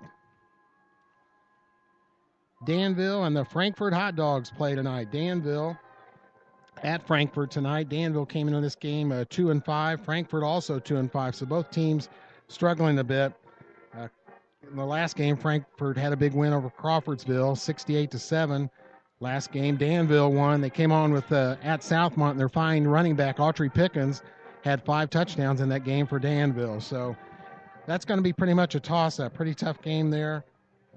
I would imagine Frankfort may be able to pull that one out, but we'll see. One of our favorite teams in Hendricks County this year has been the Cascade Cadets. A successful season for them. They are 5-2. And they play a tough end-of-the-season schedule here. They're home to Greencastle tonight, which has a record of 6-1, then at South Putnam next week to finish out the season, and they're 6-1. So those 3 teams, Cascade, Greencastle, and South Putnam, playing for the West Central Conference Championship. It's going to be a tight one here with Cascade and Greencastle. I would imagine Greencastle may be able to pull away, but that's going to be a big game for Cascade Cadets. Their fine coach, Jason Thompson, they had a really great year. It'd be nice to see them finish out, but they just got a tough schedule to do it. One of their fine running backs, Zach Butler, had 5 touchdowns last week. Their quarterback, Sawyer Donovan for Cascades, had a good year. So Hendricks County football alive and well tonight. The big teams here, Avon and Brownsburg, both with big games tonight. Low-scoring game, as we expected, is 7-3. Troy, I set the over and under on this game at 33. I'm going to pull that back to 23. I got to tell you, Chris, your pregame analysis could not have been more spot on, with the exception of both you and I talking about the lack of each one of these teams' ability to pass, and then the senior quarterback from Zionsville, Josh Hinkle, comes out and started slinging the ball all over the field. They had to have that plan and work on that in practice this week, I would imagine. Well, they also, I mean, you're exactly right. They had to see that there was probably a weakness in a pass defensive effort on the pass defense for the for Brownsburg. But really, like I said, we've had a lot of talk about it, a lot of action, a lot of up and down the field, a lot of trying to throw the ball down the field, especially on the Zionsville part of the football. We've had an interception. We had 2 interceptions on the Brownsburg by the Brownsburg defense. Had some quarterback sacks. Had some great plays. Josh Hinkle threw while scrambling, threw the ball across his body, rolling to his right side for a big gain down the field on the far sideline. Almost went in for a touchdown. But here we are at the one half of football complete, and it's only 7-3. You know, I think you're right, Troy. It is interesting. You look at the score, and everybody think, wow, lousy game, but it hasn't been. A lot's been happening, and very interesting action so far. Brownsburg's been able to pressure the quarterback with some plays up the middle and some good defensive blitz, but their defensive backs have been hurt a little bit here in this game, and we have not seen Devontae Allen play at all. And he's certainly been an offensive factor this year, especially in the last 4 to 5 games for Brownsburg. So he did dress. He was out in pregame warm-ups. He has his pads on, but they are not testing that high ankle sprain yet. Devontae Allen went down at the close of the first half, I believe it was last week, for the Bulldogs, and did not return to the field whatsoever. However, he did not practice on Thursday. However, he was dressed tonight, but has not been on the field with that high ankle sprain, as we know. Very, very difficult injury to try and turn around from. And, Chris. We do want to thank our friends at the Hendricks County Flyer that have helped make tonight's video webcast possible. Please check them out online, as well as watch tonight's game at flyergroup.com. Hendricks Regional Health, Motion 360 by Hendricks Regional Health, provides care for the way you were meant to move. We care for every muscle, bone, and joint in your body to get you back to the activities you love. Get more information online at mymotion360.org. Looking for an affordable option for a college degree? Well, take a look closer to home. Ivy Tech Communities College new campus in Crawfordsville is conveniently located off I-74, and it has the lowest tuition in the state. You can earn an associate degree in business entirely on the Crawfordsville campus. The degree transfers to Western Governors University, and you can use Ivy Tech's computer lab to take your online courses. Registration for spring 2014 classes is now open. Now is the time. Visit ivytech.edu/now-is-the-time or call 888-IVY-LINE. That's 888-IVY-LINE. Did you know Nelson Jewelers in Brownsburg has been serving Hendricks County and the west side of Indianapolis with an extensive selection of finer diamonds and gemstones since 1958? Nelson Jewelers is a family-owned jewelry store specializing in unique jewelry, jewelry repair, appraisals, and watch repair. Nelson Jewelers is conveniently located in downtown Brownsburg, across from the Hendricks County Bank. Visit Nelson Jewelers for all of your jewelry needs at 22 East Main Street and online at nelsonjewelers.com. A little out of the way, very much out of the ordinary. You're finally on your own, living in your own place, paying your bills, making your own decisions. When your decisions involve insurance and financial needs, it's nice to have a little help. State Farm Agent Pete Fay knows that being on your own shouldn't feel like being alone. Visit State Farm Agent Pete Fay at 431 East Northfield in Brownsburg. Like a good neighbor, State Farm is there.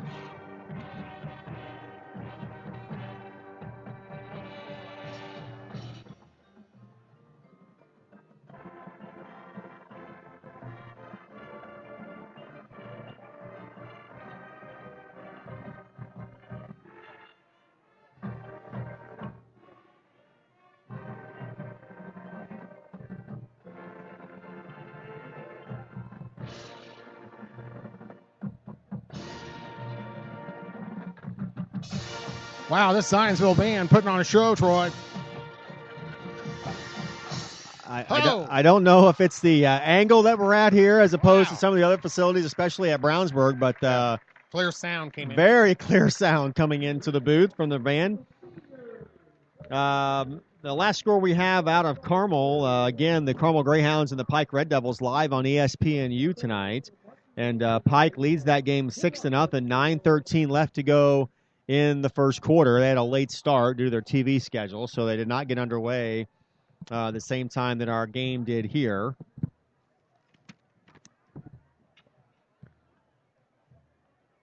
Would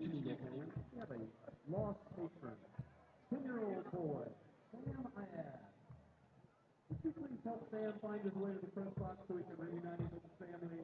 Sam Ayad, please join us at the press box so we can reunite you with your family.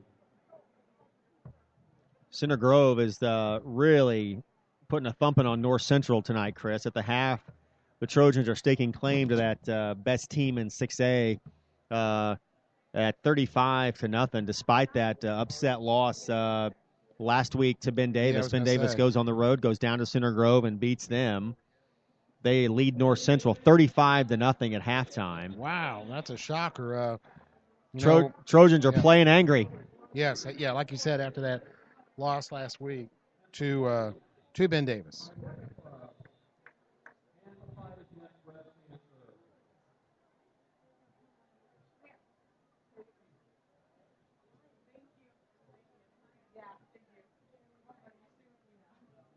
Here we are, 5 minutes left to go in the halftime activities, and we'll be underway pretty shortly for the third quarter of football here from St. Vincent's Health Stadium in Zionsville, Indiana, the campus of Zionsville High School. Tonight's Hoosier Crossroads Conference football contest between the Brownsburg Bulldogs and the Zionsville Eagles.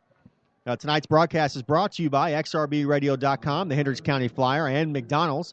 This game's sponsors include Bill Estes Ford, Brownsburg BMO Harris Bank, Hendricks County Estate Buyers, Ivy Tech, Nelson's Jewelers, Pete Fay, your State Farm agent, Westside Plumbing, and Panuni's Pizza and Wings. Thank you to everybody who has joined us tonight, whatever medium you have chose to join us by, as you chose to tune in on audio and visually on audiosportsonline.com, xrbradio.com on the internet, and 1610 on your AM dial, XRB Radio Brownsburg. I'd like to thank everybody that's working hard in studio and in the technology side of things.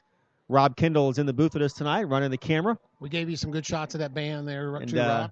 In his halftime absence, he was running a couple of press-related errands there. The camera on the band for the halftime activities. 3:45 left to go here at halftime until we get into the third quarter. Again, our score, 7-0, Brownsburg. Chris? Just summarizing the only two scores of that first half, Zionsville's second possession of the game went 75 yards on 9 plays. Josh Hinkle ran a TD, and Connor kicked the extra point. And then in the second quarter, the only score for Brownsburg so far, a 9-play drive ending in a Brandon Dowers field goal attempt. So 7-3 is where we stand.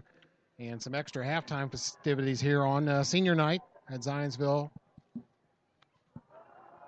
The broadcasting crew, minus myself, will be in Brownsburg next week. This broadcasting crew, minus myself, will be in Brownsburg next week as the Bulldogs host the Fishers Tigers in an HCC end of regular season matchup. That will be senior night in Brownsburg. That Fishers team, quite a team. Powerful offensively. They just held on. This Zionsville defense held them to 17 points last week. Fishers did win that game, but boy, if you want to see an offense in this conference, it's Fishers. Westfield right behind him in offense, but that's going to be a very tough test on the senior night at Brownsburg next week. Fishers 6-1 atop the conference, tied with Westfield. Fishers 248 points offensively this year, 231 points for Westfield. They both sit at 6-1. Hamilton Southeastern is 5-2. Avon 4-3, along with Noblesville. They are tied for that position in the conference. Tied for basically sixth position in the conference is Brownsburg, McCutcheon, and Zionsville, all at 3-4. Lafayette Jeff at 1-6, and West Lafayette Harrison at the bottom of the HCC at 0-7. Panuni's Pizza and Wings in Brownsburg has something for everybody. Pizza with more toppings than you can count, including specialty pizzas. 5 different kinds of calzones, breadsticks, and cheese bread with 2 kinds of dipping sauce. All made in-house with Panuni's own hand-tossed dough. And don't forget Panuni's Jumbo Wings with 12 kinds of sauce. Mention the XRB special and get 10% off of your order. Open Sunday through Thursday, 11 a.m. to 9 p.m. Friday and Saturday, open till 11 p.m. Dine in, carry out, or free delivery. Call them at 286-3500 Panuni's Pizza and Wings at 1447 East Main in Brownsburg.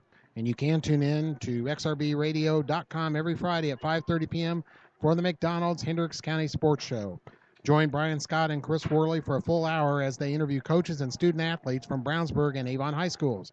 You can also watch the taping in person at a McDonald's near you every Wednesday night.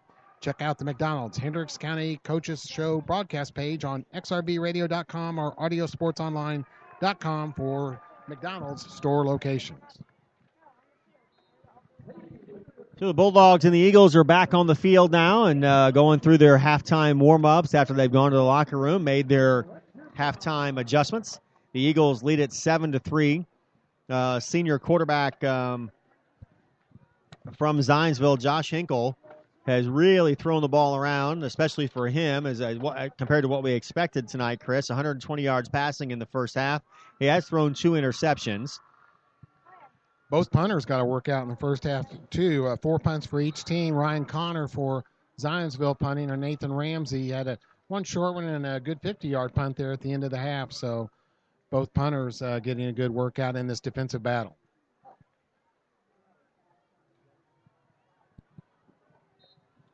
Beautiful night here on this Friday night, and the fans did fill up the stands here as we start this second half. Good student crowd on hand, clad in their pink for Breast Cancer Awareness Month. 7-3 Zionsville. We'll count down the last 3 minutes of warm-ups here before we start the second half. We'll be back with the second half of football in just a moment. Right now at Old Avon and Brownsburg McDonald's, you can check out the brand new Mighty Wings. They are hearty bone-in chicken wings that are crispy and breaded with a spicy kick. Available in 3-piece, 5-piece, or 10 pieces. The 3-piece now only $2.99. Thanks to our friends at the Hendricks County Flyer that have helped make tonight's video webcast possible. Please check them out online, as well as watch tonight's game at flyergroup.com. Motion 360 by Hendricks Regional Health provides care for the way you were meant to move. We care for every muscle, bone, and joint in your body to get you back to the activities you love. Get more information online at mymotion360.org. Update out of Carmel. Pike leads Carmel 12-0. 5:36 left to go in the first.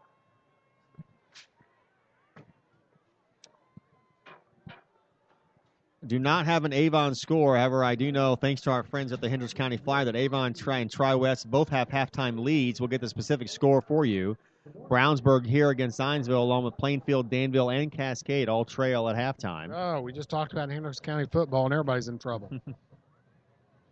So we'll try and get those specific. Well, Avon and Tri-West winning, though, you said. Yeah, Avon and Tri-West do have halftime leads. We'll get those specific scores for all the HCC and Hendricks County action as soon as we can. You know, Tri-West quarterback Jake Hendershot may be the best quarterback in the county. He is a big-time run and throw threat. Hendershot of Tri-West has been fantastic for them so far this year.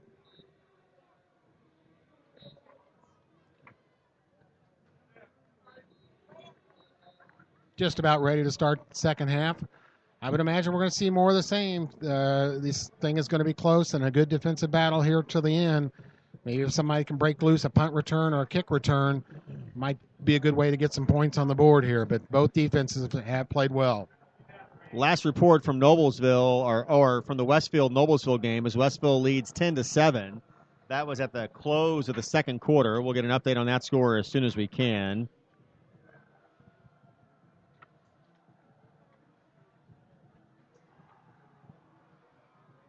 Brownsburg coach Brett Comer out to talk to the head official, not sure what it's about. Not too happy about things right now. He's just making sure he's protecting his players and his team here and discussing whatever the subject matter with the head linesman. Avon does lead McCutcheon 17-3 at halftime. Thank you.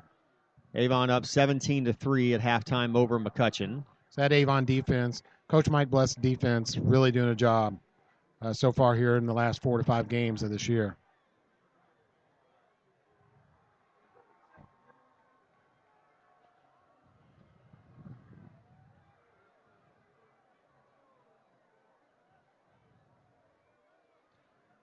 Clock is set for 12 minutes, and we'll be underway here in the third quarter in just a moment.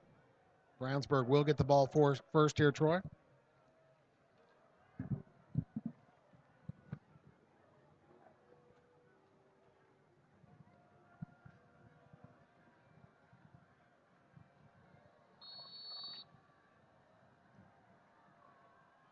And the kick is squibbed down the near side of the field. It is fielded at the 20-yard line by number 37, Avery Holmes, for the Bulldogs. He brings it out to right about the 40, and that's where the Bulldogs will take over.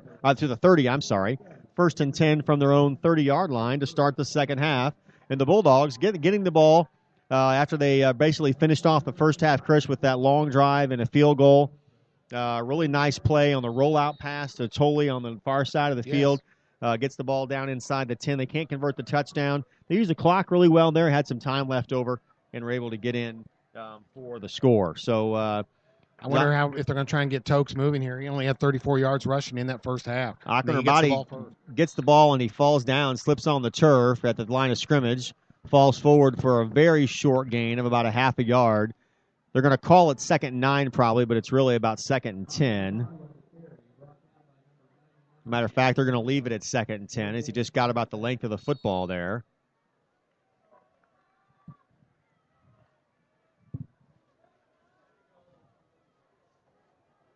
Brownsburg passing only 4 out of 11 in that first half. Not unusual, really, for the Bulldogs, though, that kind of percentage. Handoff goes to Akinrabadi again, and they try and push it up the middle, and he met by a host of Zionsville defenders once again for a very short gain. That's going to be a gain of about 2 on the play. That'll bring up 3rd and 8. Number 99, Soren Denende, led the charge there for the Zionsville defense. Right away here, Brownsburg does not want to go 3 and out. They need to complete this long 3rd down play to prevent that.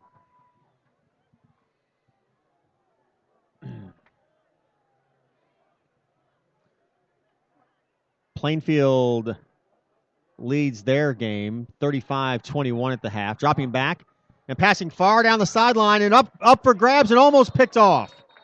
Hunter Johnson out of the shotgun slings the ball down the near sideline to Michael Clare.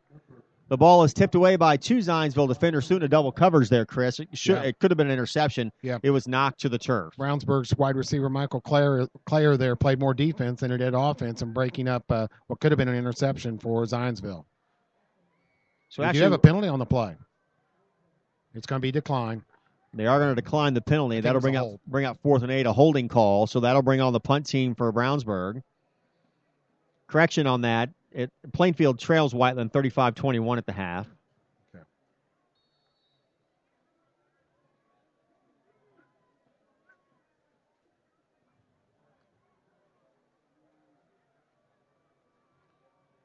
Zionsville coach McWhorter standing at the 50-yard line. Like I said, he has assistants do a lot of the work here, but he's trying to get his last home win here in his 18th season at Zionsville. Punt is fielded at the 40, juggled a little bit, and breaking the tackle and getting around the near side of the field, and now he's across midfield to the 40, and he's wrestled down there. On the return is number 34, Zach Anders. Ben Kocher. Oh, I'm sorry. Yeah. 23, Ben Kocher. It was 23, Ben Kocher. I'm sorry. He had to break a couple tackles there. When he got loose, look out. Nathan Ramsey made a saving tackle for Brownsburg. So they will start at the Brownsburg 36-yard line. Good field position brought about by that good return from Kocher. Under center is Hinkle. Hands the ball off to Cole Went. Comes around the near side. And hanging on for dear life is a Brownsburg defender. Went has trouble getting away from him. He gets a short gain of about 2 on the play. That'll bring up 2nd and 8. And that defender holding on for dear life was Riley Ish, their linebacker. He held a hold of his jersey so some other Brownsburg defenders could come in and make the play. We see the Zionsville athletic staff making some attending to some kind of injury for Jake Minuski here on the near sideline, number 13, but it looks like he'll get back into the game for too long. 2nd and 9 here for Zionsville. They start again with good field position inside the 50 at their first possession of the second half. The Brownsburg 35, Hinkle takes a snap, pitches the ball to Matt Kramer. He drops it at the 40, and he's dropped for a loss of about 4 as he tried to get around the far side of that line and cannot. Tried to turn north and get to the line of scrimmage and could not do so. Kramer listed at 5'7", and he may not be 5'7". He looks like a little guy, but he's tough. He's coming off the field now after that play. Just couldn't hold on to the pitch from quarterback Hinkle. No update from the Avon McCutcheon game. Avon still leads that game 17-3 at the half. Hinkle under center. 2 receivers in the near, 1 to the far, 1 back. Rolling to his left. Looks like he's going to try and keep it. He's across the 40, scampers across the 35 to the 30, puts his head down and is knocked out of bounds at the 30-yard line. Nice gain on the play there. Ben Geilinger on the tackle for Brownsburg saves a first down there. Good run by Mr. Hinkle. He was threatened by in the backfield by Ramsey, broke away, and that'll still leave a 4th and 4 or 4th and 5, Troy? 4th and 4? It's going to be 4th and 4 from the 30, and it looks like, without question, the Eagles are going to go for it here. Big play here to open the second half. Big chance for the Brownsburg defense to make a statement here and get that football back. A big chance for the Zionsville Eagles to push across 4 yards to get the first down and keep this drive alive. Hinkle under center, 2 receivers to the far, 1 to the near. He's going to pass. No, he's going to keep it. No, he is going to pass. Throws it across the middle. It's caught. A beautiful catch. Going high up into the air at the 15-yard line. That's number 87, Nick Maines. Boy, Nick, you might see that one on the highlight reel at some point here in the near future. Maines was up and undercut by a Brownsburg defender, and boy, that was a great catch. Flipped over and held on to the ball. Hinkle threw it high, but he threw it really hard. That ball was a bullet in there, and Nick Maines went up and got it. Outstanding reception. And, Hinkle got the ball. He tucked it. He rolled to his right, thought he was going to run. He raised his arm up, tucked it again, thought he was going to run, raised his arm up, and fired a bullet to Maines for the first down. 1st and 10 at the 14, and some motion on the line. That's probably going to be a false start against Zionsville. Josh Hinkle had 120 yards first half passing. That's more than he does on an average per game. So he had a great first half, and coming out here in the second half and showing passability again. It is not a false start against Zionsville. It was encroachment against Brownsburg. We've had several of those tonight. Bulldogs have found themselves out of position numerous times and getting that flag.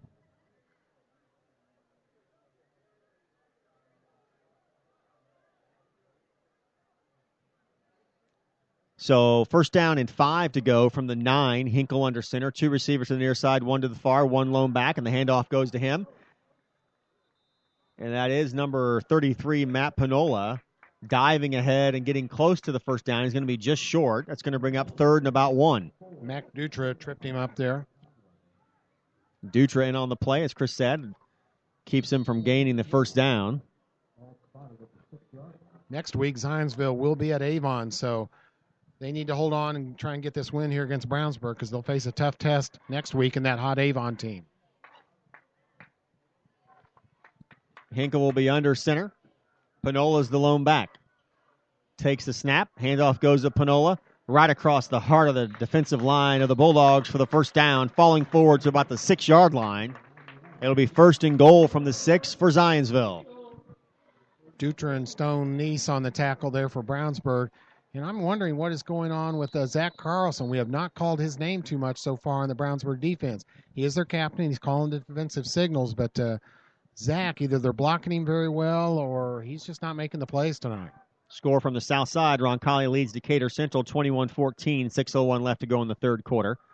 Handoff goes right back to Panola, who spins away from a tackle at the line of scrimmage and falls forward to about the 5.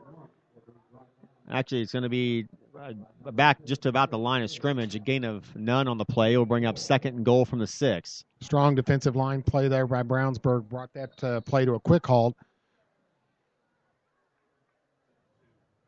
Ball at the 2-yard line.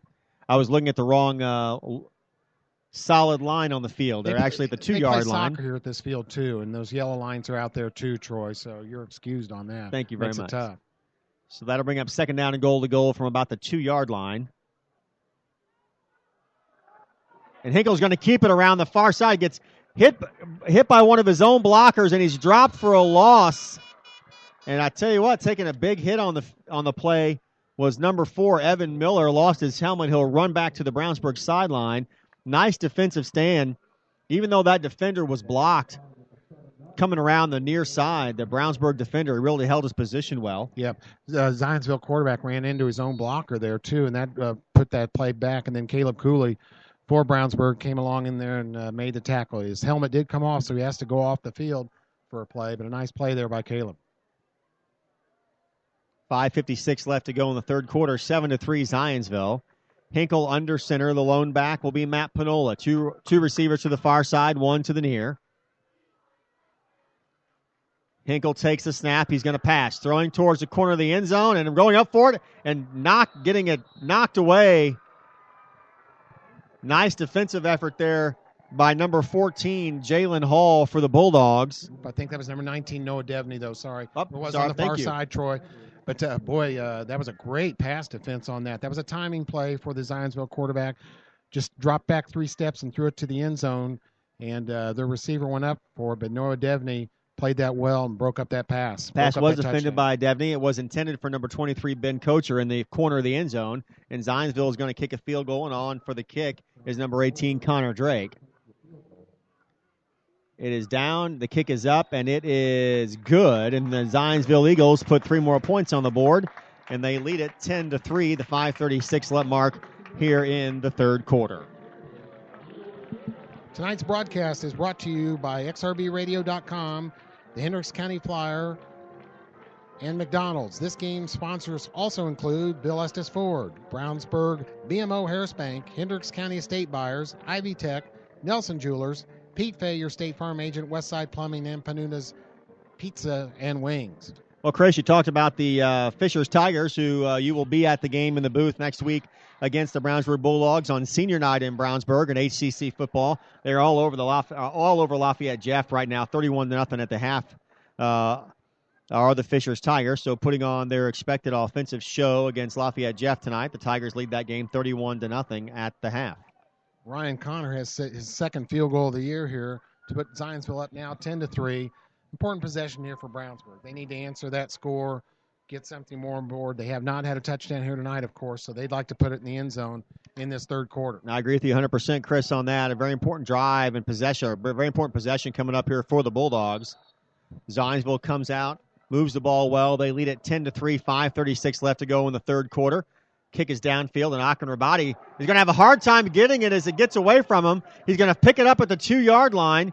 He had no choice. It was a free ball. Does a pretty nice job of actually getting it back to the 10, and that's where the Bulldogs will take over at the 10-yard line, 1st and 10 from there. Wow, that was really close. He could have been tackled on his 1 or 2. He did pick up the ball at the 1 and stumbled forward and actually picked up some positive yardage, or else Brownsburg would have been very deep in their own territory. Thomas Baldwin is a 7-yard touchdown strike in the corner of the end zone from John Lampy up in Carmel. Carmel misses the extra point. They trail Pike 12-6. 53 seconds left to go in the first quarter. Again, Pike and Carmel national television audience tonight on ESPNU with a late start. They didn't kick until after 8 o'clock. Handoff goes to Akin Rabati, who is met at the line of scrimmage. He kind of got away from the tackle, moved to his left to try and go around the far side, and then was brought down. It's going to be a short gain on the play. Well, they have held Tokes in check. He had 34 yards in the first half. Brownsburg's only had, this is only their second possession, and they went 3 and out on their first. So he may have, 38 to 40 yards rushing on the night so far here with 5 minutes left in the third quarter. Johnson will be under center, brings the Bulldogs to the line. 2 receivers to the far side, 2 to the near. Akin Rabati is the lone back. Takes the snap, handoff to Akin Rabati, pushes his way forward, gets away from one tackler, but gets on down to about the 15-yard line. Another short gain on the play.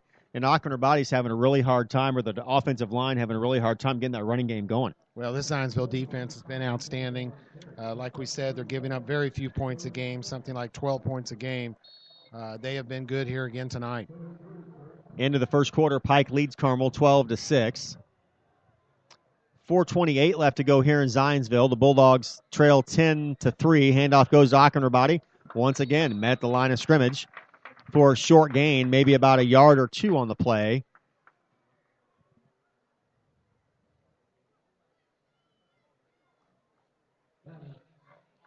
Yeah, 35 there. Brandon Wilson in on the tackle.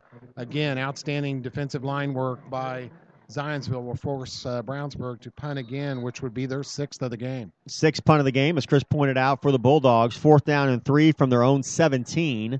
And Zionsville looks to get good field possession here again as number 23, Ben Kocher, sets to field the punt at about midfield. He's going to be standing at his own 45-yard line. Another important kick here for Nathan Ramsey to try and get the Bulldogs out of trouble here as leads his field position concerns, and we'll blow the whistle here for a stoppage. Timeout, Brownsburg. And Brownsburg takes an early timeout. 3:35 left to go here in the third quarter, Chris, and 10-0 Zionsville over Brownsburg. At Bill Estes Ford, our number one goal is to save you time. Whether you're dealing with our service department, parts department, or new and pre-owned sales, our goal is to make sure you're a satisfied customer and that it's an easy process. Don't forget, you can have a complete oil change for just $19.95. Check them out online at BillEstesFord.com. Bill Estes Ford, soon to have a new look at 450 East Northfield Drive in Brownsburg. Call them today at 852-2231. That's Bill Estes Ford, Brownsburg, 852-2231. So 3:35 left to go here in the third quarter. 10-3, Zionsville leads Brownsburg. Hoosier Crossroads Conference football. Both these teams sit at 3-4, tied for sixth place in the conference. Brownsburg punting. Kick is kind of rugby kicked, and it'll go out of bounds at about the 41-yard line of the Bulldogs.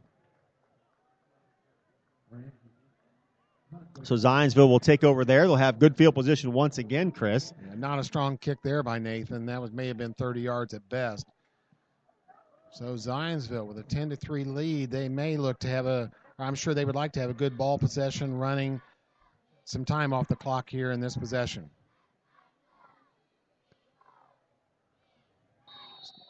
Josh Hinkle, the senior quarterback, will bring the Eagles to the line.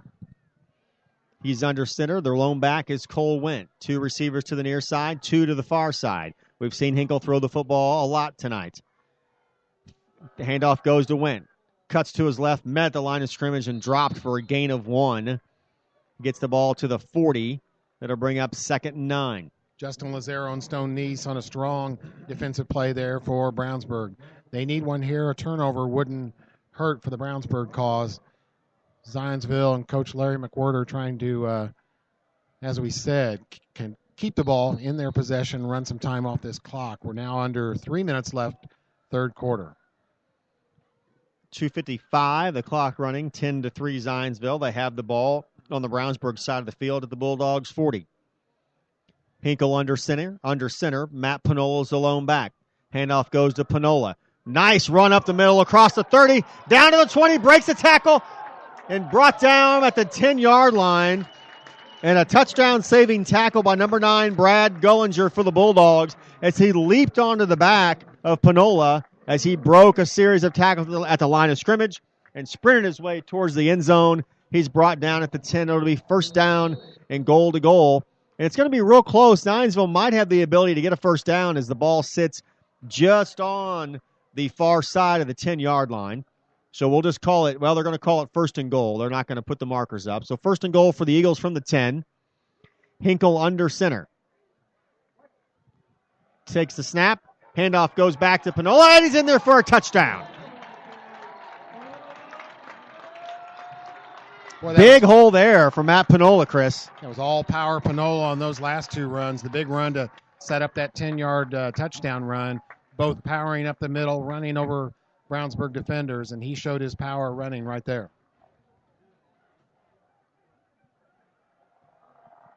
Halftime score, Perry Meridian leads Terre Haute 21-14. I don't know if that's Terre Haute North or South, Chris, honestly. I can't tell. Okay. The kick is up. The extra point is good. And with that extra point, it's 17-3. And Zionsville's come out swinging here in the second half. Already put up 10 points here in the third quarter. So at the 2:16 mark left to go in the third quarter, Zionsville leads at 17-3. You're finally on your own, living in your own place, paying your bills, making your own decisions. When your decisions involve insurance and financial needs, it's nice to have a little help. State Farm agent Pete Fay knows that being on your own shouldn't feel like being alone.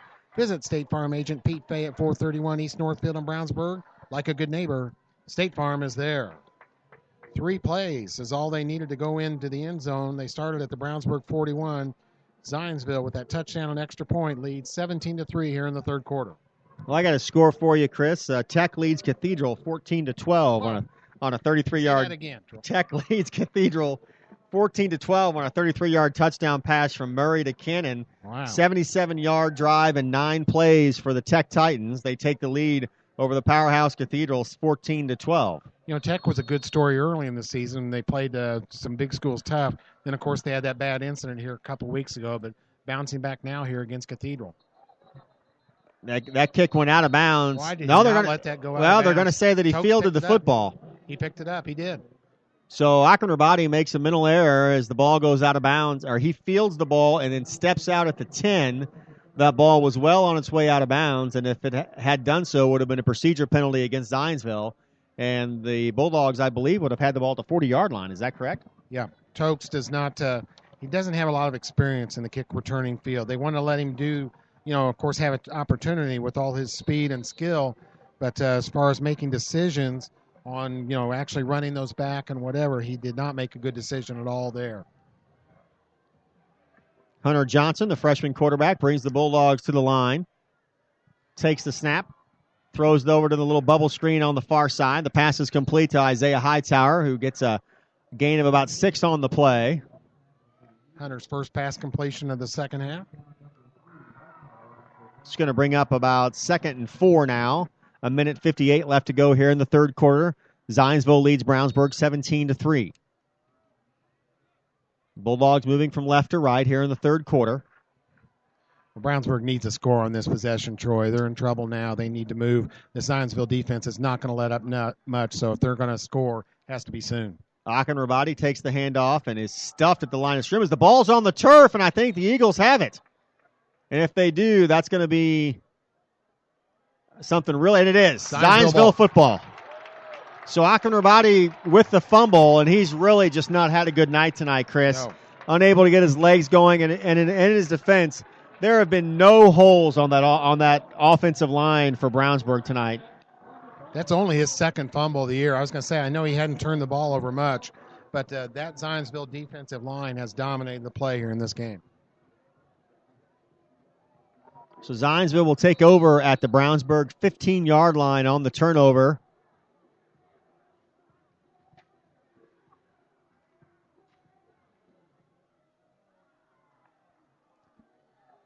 Hinkle brings the Eagles to the line. He's under center. The two-back set, one receiver to each side of the field. Hinkle takes the snap. He's going to pass. Rolling to his right side, looking for a receiver. Checks down. The ball's knocked down nicely by number 5, Stone Neese for the Bulldogs. Good play there by Stone to knock that pass down. He was trailing that quarterback, trying to put pressure on him, and reached a hand out and knocked that pass down. Brownsburg needs a defensive turnover here.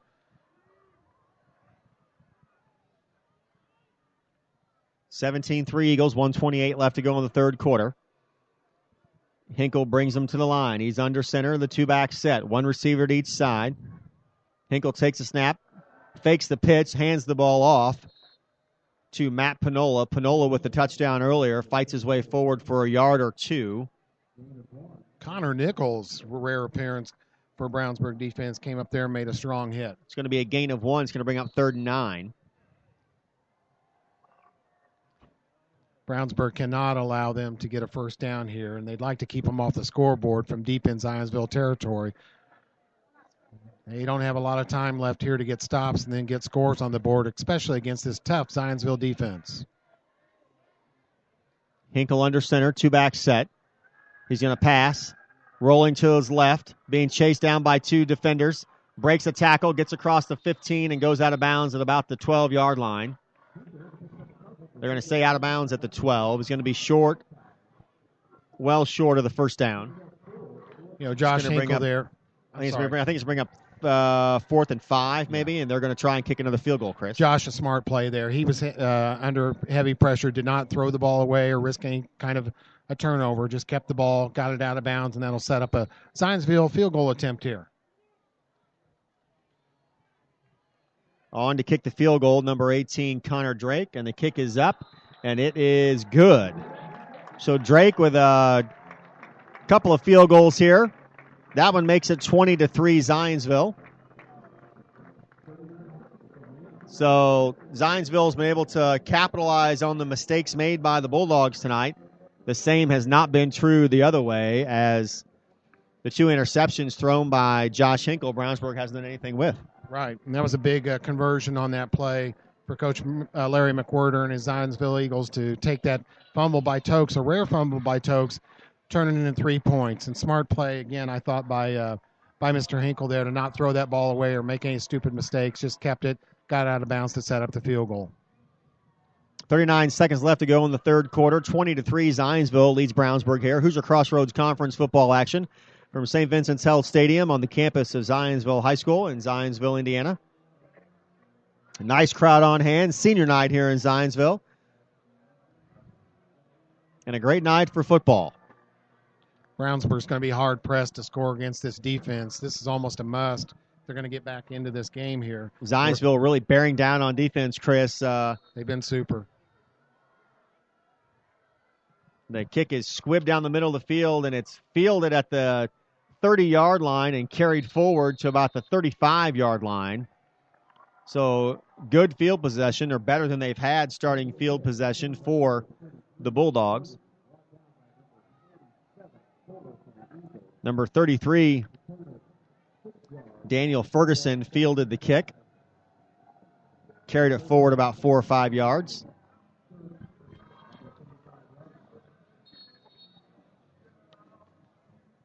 Zionsville came into this game only giving up 15.3 points a game. They're going to lower that now, unless Brownsburg can put some points on the board in a hurry here. Johnson hands the ball off to the right side. That's the number 21, Devontae Allen comes in the game. Devontae Allen injured last week. We haven't seen him tonight. And he makes his first appearance with 25 seconds left to go in the third quarter with his team trailing 20-3. Well, Brownsburg obviously needed a spark here. They faked that one to Tokes.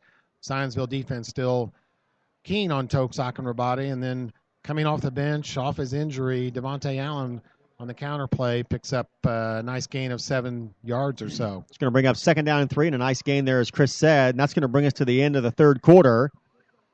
As time expires, and at the end of 3 quarters of play here in St. Vincent's Health Stadium in Zionsville, the Bulldogs and the Eagles. Zionsville leads it 20-3.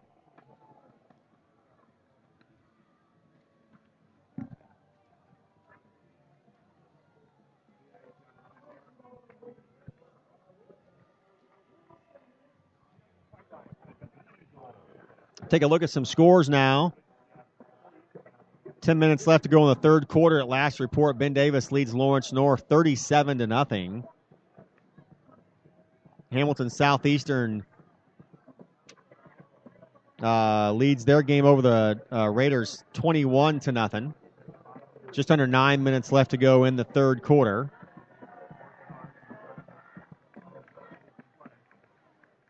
Roncalli back up on top of Decatur Central. They lead that game 28-14. A minute 12 left to go in the third. And at the end of the third quarter, that game remains 28-14. Decatur Central currently is on the move. They've got the ball at the Roncalli 40-yard line. From Carmel, Pike still leads the Greyhounds 12-6, 8:05 left to go in the second quarter. Here in Zionsville, 20-3. The Eagles over the Bulldogs. Brownsburg takes over at their own 42-yard line. Handoff goes to Akinrabadi, and once again he is dropped at the line of scrimmage, and he might have gotten a couple of yards. And you know what? At this point in time, you know, you're down 20-3. You're in the fourth quarter now. It's 11 minutes and 45 seconds. The clock's running. That's not going to work anymore. You got to maybe pull something out of the hat here, Chris, to do a little something different. Well, like we saw on first down there, give it to Devontae Allen. But Tokes, he's your big weapon. You want him to get a lot of carries and touches, but I have not seen him stopped so well by defense this year as Zionsville is stopping Tokes this game. He just got the ball again and went nowhere up the middle. Akinrabadi up the middle and gets about 2 yards or maybe 1 yard.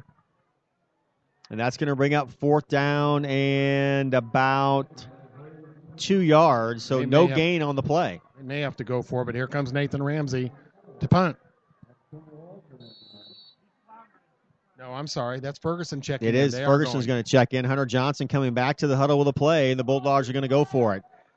Ball on their own 43-yard, actually about the 44-yard line. 4th down and 2. Bryce Tolley comes in as an eligible receiver on this left side. It's good. Handoff goes to Akinrabadi, and he's short. He didn't get it. Not even really that close. Not even going to be a hard measure. And Zionsville will take over. 3 straight plays of Tokes up the middle there, and none of them gained much yards. So, you know, one of the things that's surprising about that is, Chris, that Hunter Johnson's shown the ability to run the football as a read option quarterback for the Bulldogs this year. And none of those series of plays doesn't even look like it was even considered. There wasn't even a fake. You know, the fake to Lisbon, Devontae Allen came in for a play. They run the fake. Allen gets the ball. He gets 7 or 8 yards, and they just abandon it. And here we find ourselves, the Bulldogs are down 20-3, 10:36 left to go. Zionsville leads, and they take over at the Brownsburg 44, first down and 10. You know, you're exactly right there, Troy. And we've seen him be so, what do I want to say, elusive, or he's been able to execute, he being the Brownsburg quarterback, Johnson, on those fakes. He fakes it to Tokes and then scoots around and in. Yeah. We haven't hardly seen that at all. I don't know if we've seen it at all. As this handoff cutting around to across the 35-yard line and diving down to the 30, close to the 30, about the 32-yard is Matt Panola. Panola's been a really explosive back on the handoff and showing that speed and the ability to break some tackles for the Eagles tonight. Well, he looked like a classic fullback there. He squares his shoulders to the line, and he keeps his head downfield, and with good vision, he is a strong, powerful runner.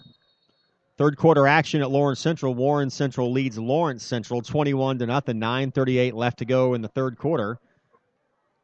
You know, Panola came into this game. He's started all the games. He's had 219 yards total.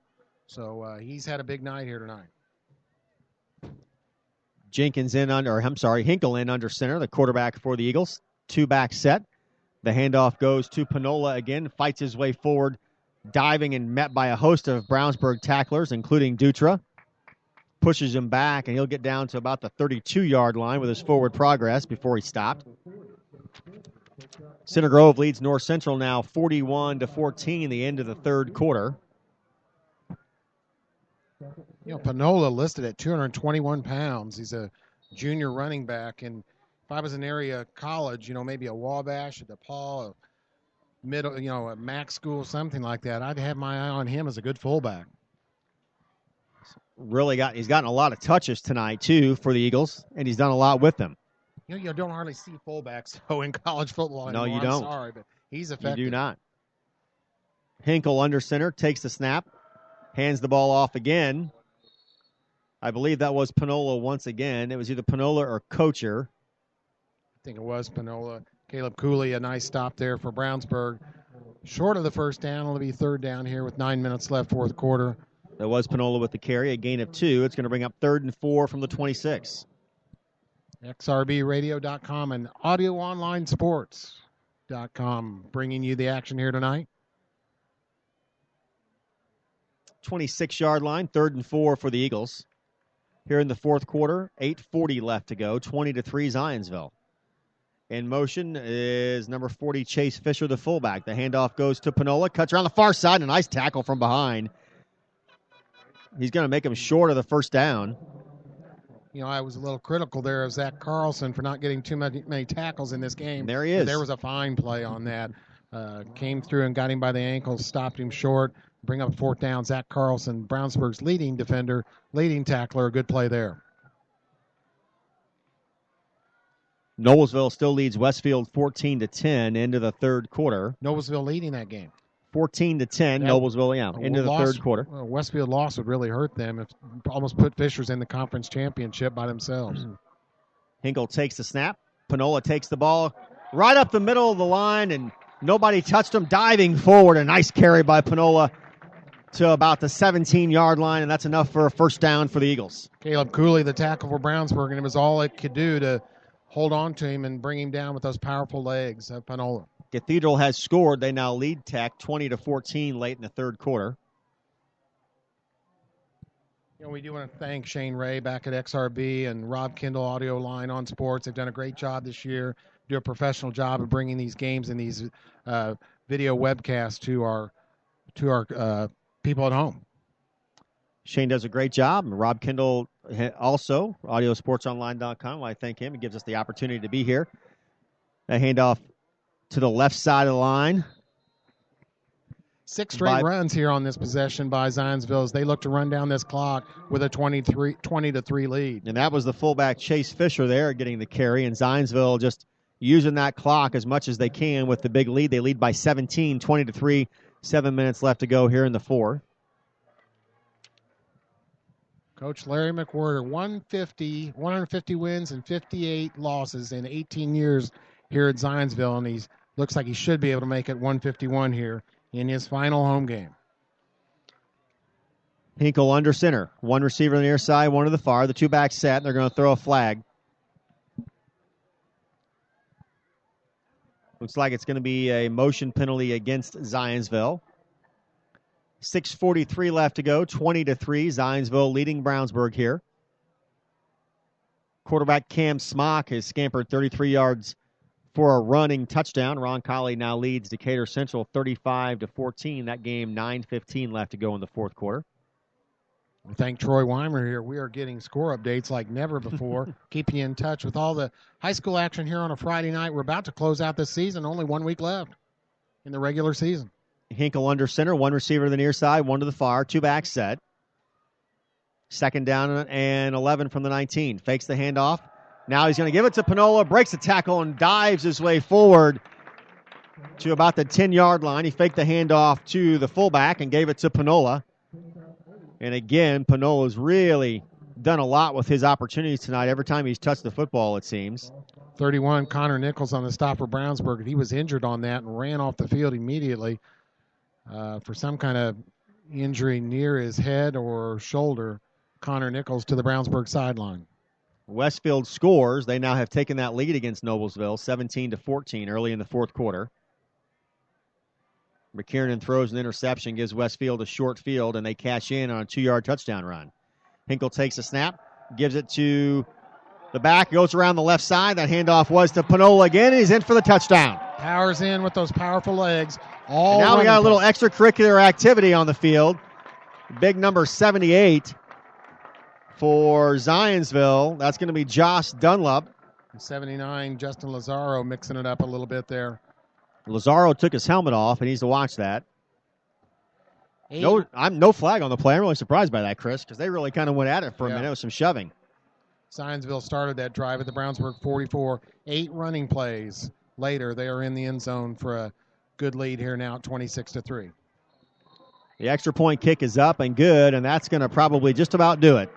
So that makes it 27-3, and Zionsville leads the Bulldogs now by 24. 5:34 left to go in the game. Really nice effort tonight by Zionsville, Chris. They came out, they really mixed it up as opposed to what we expected and probably what Brownsburg may have expected from them. Throwing the ball around. Joshua Hinkle really showing off that he's got a nice arm, has the ability to scramble, has the ability to throw on the run, and Brownsburg just doesn't have a defensive answer for it so far. No, that's right. Too much power, both on the offense side of the ball for Zionsville. Surprisingly, they haven't scored this many points all year, I don't believe. And defensively, Zionsville has overpowered the Brownsburg Bulldogs tonight. Fishers leads Lafayette Jeff now 41-0 in HCC action. Conference leading Tigers making a statement tonight about why they belong on top.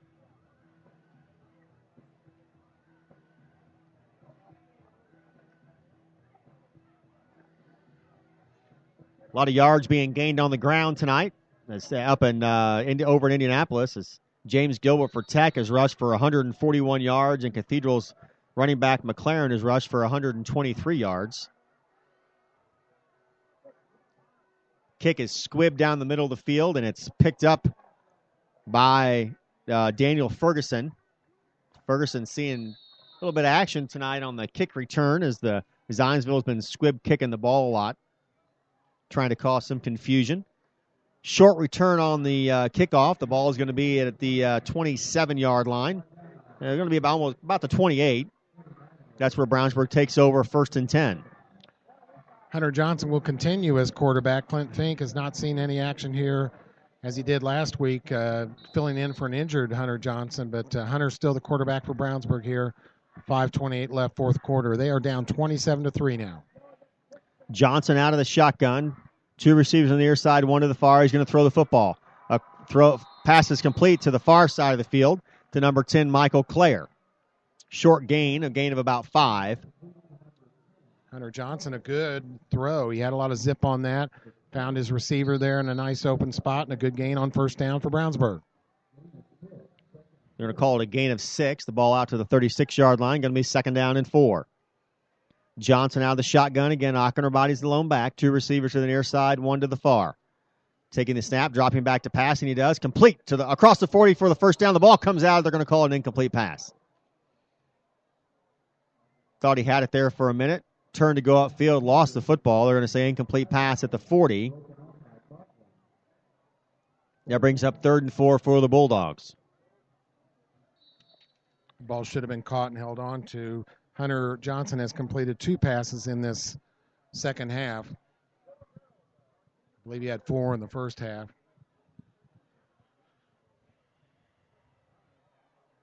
Johnson out of the shotgun, takes a snap, back to pass, thrown across the middle of the field, tipped away and almost picked off. It was intended for Isaiah Hightower in the middle of the field. If he gets it up just a little bit, it's a touchdown. Nobody between him and the end zone, threw it short. Brad Buckland for Zionsville, 5'9" senior. Tremendous defensive play. That was a good pass by Hunter. He Was had a nice receiver, pass. and Buckland came over and broke it up in good fashion here to force a 4th down situation here for Brownsburg. So Brownsburg will go for it. 4th and 4 from their own 36. They trail by 24. 4:49 left to go in the game. Nathan Ramsey back to punt. Oh, no, I'm sorry. Ramsey is going to punt. I thought I saw Johnson come into the huddle. He did not. Timeout. Well, timeout, Brownsburg. So timeout, 4:49 left to go here in the game. And Brownsburg trails Zionsville 27-3. You know, tonight's broadcast has been brought to you by XRBRadio.com, the Hendricks County Flyer, and McDonald's. This game's sponsors have also included Bill Estes Ford, Brownsburg BMO Harris Bank, Hendricks County Estate Buyers, Ivy Tech, Nelson Jewelers, Pete Fayer State Farm Agent, Westside Plumbing, and Panuni's Pizza and Wings. 3:40 left to go in the first half. Pike leads Carmel 18-6. Whoa. Carmel with only 6 points. Chichard leads Guerin 24-0. A lot of important games here. That's another reason we're keeping you updated on the scoreboard this next to last weekend of the regular season. Snap is low and fielded nicely by the punter as he kicks it out of bounds. Will not be returned, and the ball goes out of bounds at about the 35-yard line.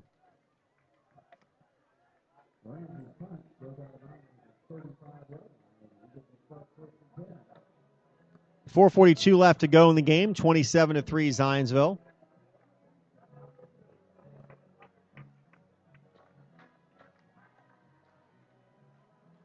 There is some emotion in this game for Zionsville. As we've said, after 18 years, Larry McWhirter will be leaving the program, and I've seen several of his players here with there's plenty of time left, but they've been coming over and shaking his hand and putting an arm around his shoulder here, and I'm sure we'll see that at the end of the game. Flag on the play. As soon as Zionsville comes to the line, they're going to call, it's got to be a motion penalty. I don't think the center was even on the ball. I'm not sure how they called that. Here's a legal procedure. Legal motion against the Eagles. That'll march them back. 4:42 left to go in the game. 27-3 Zionsville. Number 25 for Brownsburg, Michael McCoy will check in. He'll see some defensive time here in the 4th quarter of this game. Also in for Brownsburg defense now, Brooks Byerly on the defensive back position. Hinkle under center.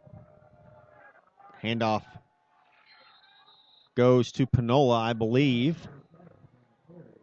No, it's going to be actually number 7. Michael Kasnick is in the game now at running back. Josh Hinkle, an effective game passing in this here tonight, so I would imagine we may not see him throw another pass unless absolutely needed. Their last drive, they ran the ball for 8 plays and got a touchdown. Well, that's going to mark Hinkle's last snap. Trevor Lichty, the 6', 150-pound sophomore quarterback, has checked into the game. Brings the play in from the sideline, and he will lead the Eagles the rest of the way. 3:58 and the clock running here in the 4th quarter. They lead it 27-3.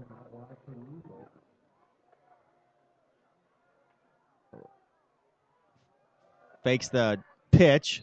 Handoff goes to number 30, Joe Lipinski, who's hit at the line of scrimmage and dropped for a loss. Big Joe ran into more of his offensive blockers there than he did Brownsburg defenders, but that stopped the play, and then Brownsburg was able to. Jamar Conway in there on the defensive play. He's been in a lot of places defensively tonight for the Bulldogs. Yeah. Yes, he has.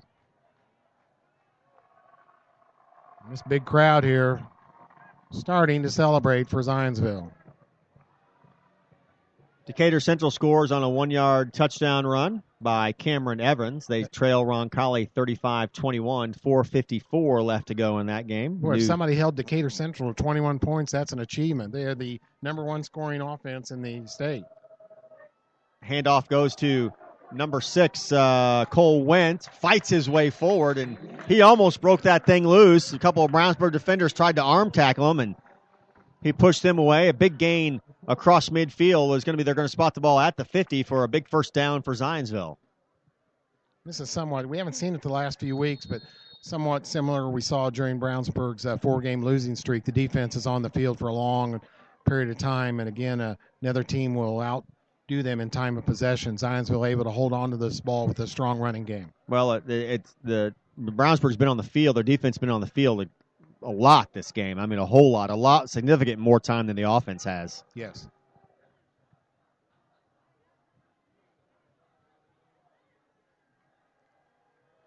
Lighty with the handoff, met at the line of scrimmage and dropped for no gain is number 7, Michael Kasnick. Justin Lazaro went on the stop against for Brownsburg. He's had quite a few tackles here, played a good game. Now Actually, for Brownsburg, number 27, Colton Hernandez will check in, get a little time here as Stone Neese will exit the playing field. So Zionsville will improve to 4-3. Brownsburg will drop to 3-5. Is that not correct? Zionsville will be 4-4. Okay. 3-5 for Brownsburg. They came into this game winning 2 straight, and the kids felt a lot better. They needed those 2 wins. But no match Trevor for Lichty Zionsville. takes the snap. Handoff around the right side of the line. That's Kyle Sheehan, 5'11", 165, a junior running back. Checked into the game and getting the bulk of the carries now here as the last minute and a half roll off the clock. 27-3, Zionsville leads Brownsburg. Thank everybody for joining us tonight. AudioSportsOnline.com, XRBRadio.com, and 1610 AM. XRB Radio in Brownsburg. Thank you to Shane Ray back in the studio. Rob Kendall doing all of our quote-unquote production work here in the booth tonight. Zionsville Athletics has been a great host here at St. Vincent Health Field. Yeah, Greg Shellhouse and the staff here, they do a great job of taking care of this program and the media here. Lichty hands the ball off to that might have been Eddie Mattingly, number 28. It is Eddie Mattingly, 6'1", 176, a junior running back, getting in some carries here. In closeout time, 35 seconds and counting, 27-3. We'll have one more play, and it'll probably be a kneel down, and that'll do it. Again, Zionsville will go to 4-4. Yes. Brownsburg drops to 3-5. And they're all looking for Coach McWhorter here on the sideline. They've got him surrounded. I don't know if they're going to dump him with This will water be his or last not. home game, right? Yes. Zionsville on the road next week. Yes. I don't know if they're going to do that to the good old coach, but that's going to do it. That's going to do it. No play from scrimmage. The final score from St. Vincent Health Stadium as the seniors and the student section run on the field here at Zionsville. 27-3. Zionsville Eagles over the Brownsburg Bulldogs. Zionsville again takes their mark to 4-4. The Bulldogs drop to 3-5. And really, a not great defensive effort by Zionsville, which you talked about in the pregame, Chris. And Brownsburg's offense is just anemic at this point. We saw them in the couple of games, the first of the season, put up some big points against McCutcheon. They put up some decent points against West Lafayette the other night, but West Lafayette hasn't won a game all year. And Zionsville, they've got the ability to pass the football. They've got the ability to run the football. And even at 4-4, this is a team that a team like Fishers or Westfield probably doesn't want to run into in the sectional if they can avoid it. This outstanding defense. And on offense, Joshua Hinkle was fantastic. Of course, Matt Panola had some touchdowns there, but Brownsburg just could not deal with this defense here tonight. So after winning 2 straight, they will drop one here. Zionsville gets a win in Coach McWhorter's last game here. Zionsville 27-3 over Brownsburg. Try and get some scores for you right before we leave. Carmel leads Pike, or Pike leads Carmel 18-13, 1:55 left to go in the half. Decatur Central has recovered an onside kick. The Hawks have the ball. They trail Roncalli 35-21. 4:48 left to go in that game. And that's about all we have as far as scores go. Westfield is up 17-14 on Noblesville. 7 minutes left to go in that contest. Well, we want to thank everybody for joining us tonight. Audiosportsonline.com, xrbradio.com, 1610 a.m. radio in Brownsburg. Thanks to Shane Ray, thanks to Rob Kendall, and all the production staff, and all of our listeners and sponsors. The final score from St. Vincent Health Field in Zionsville. The Zionsville Eagles 27, the Brownsburg Bulldogs 3. We'll see you next week.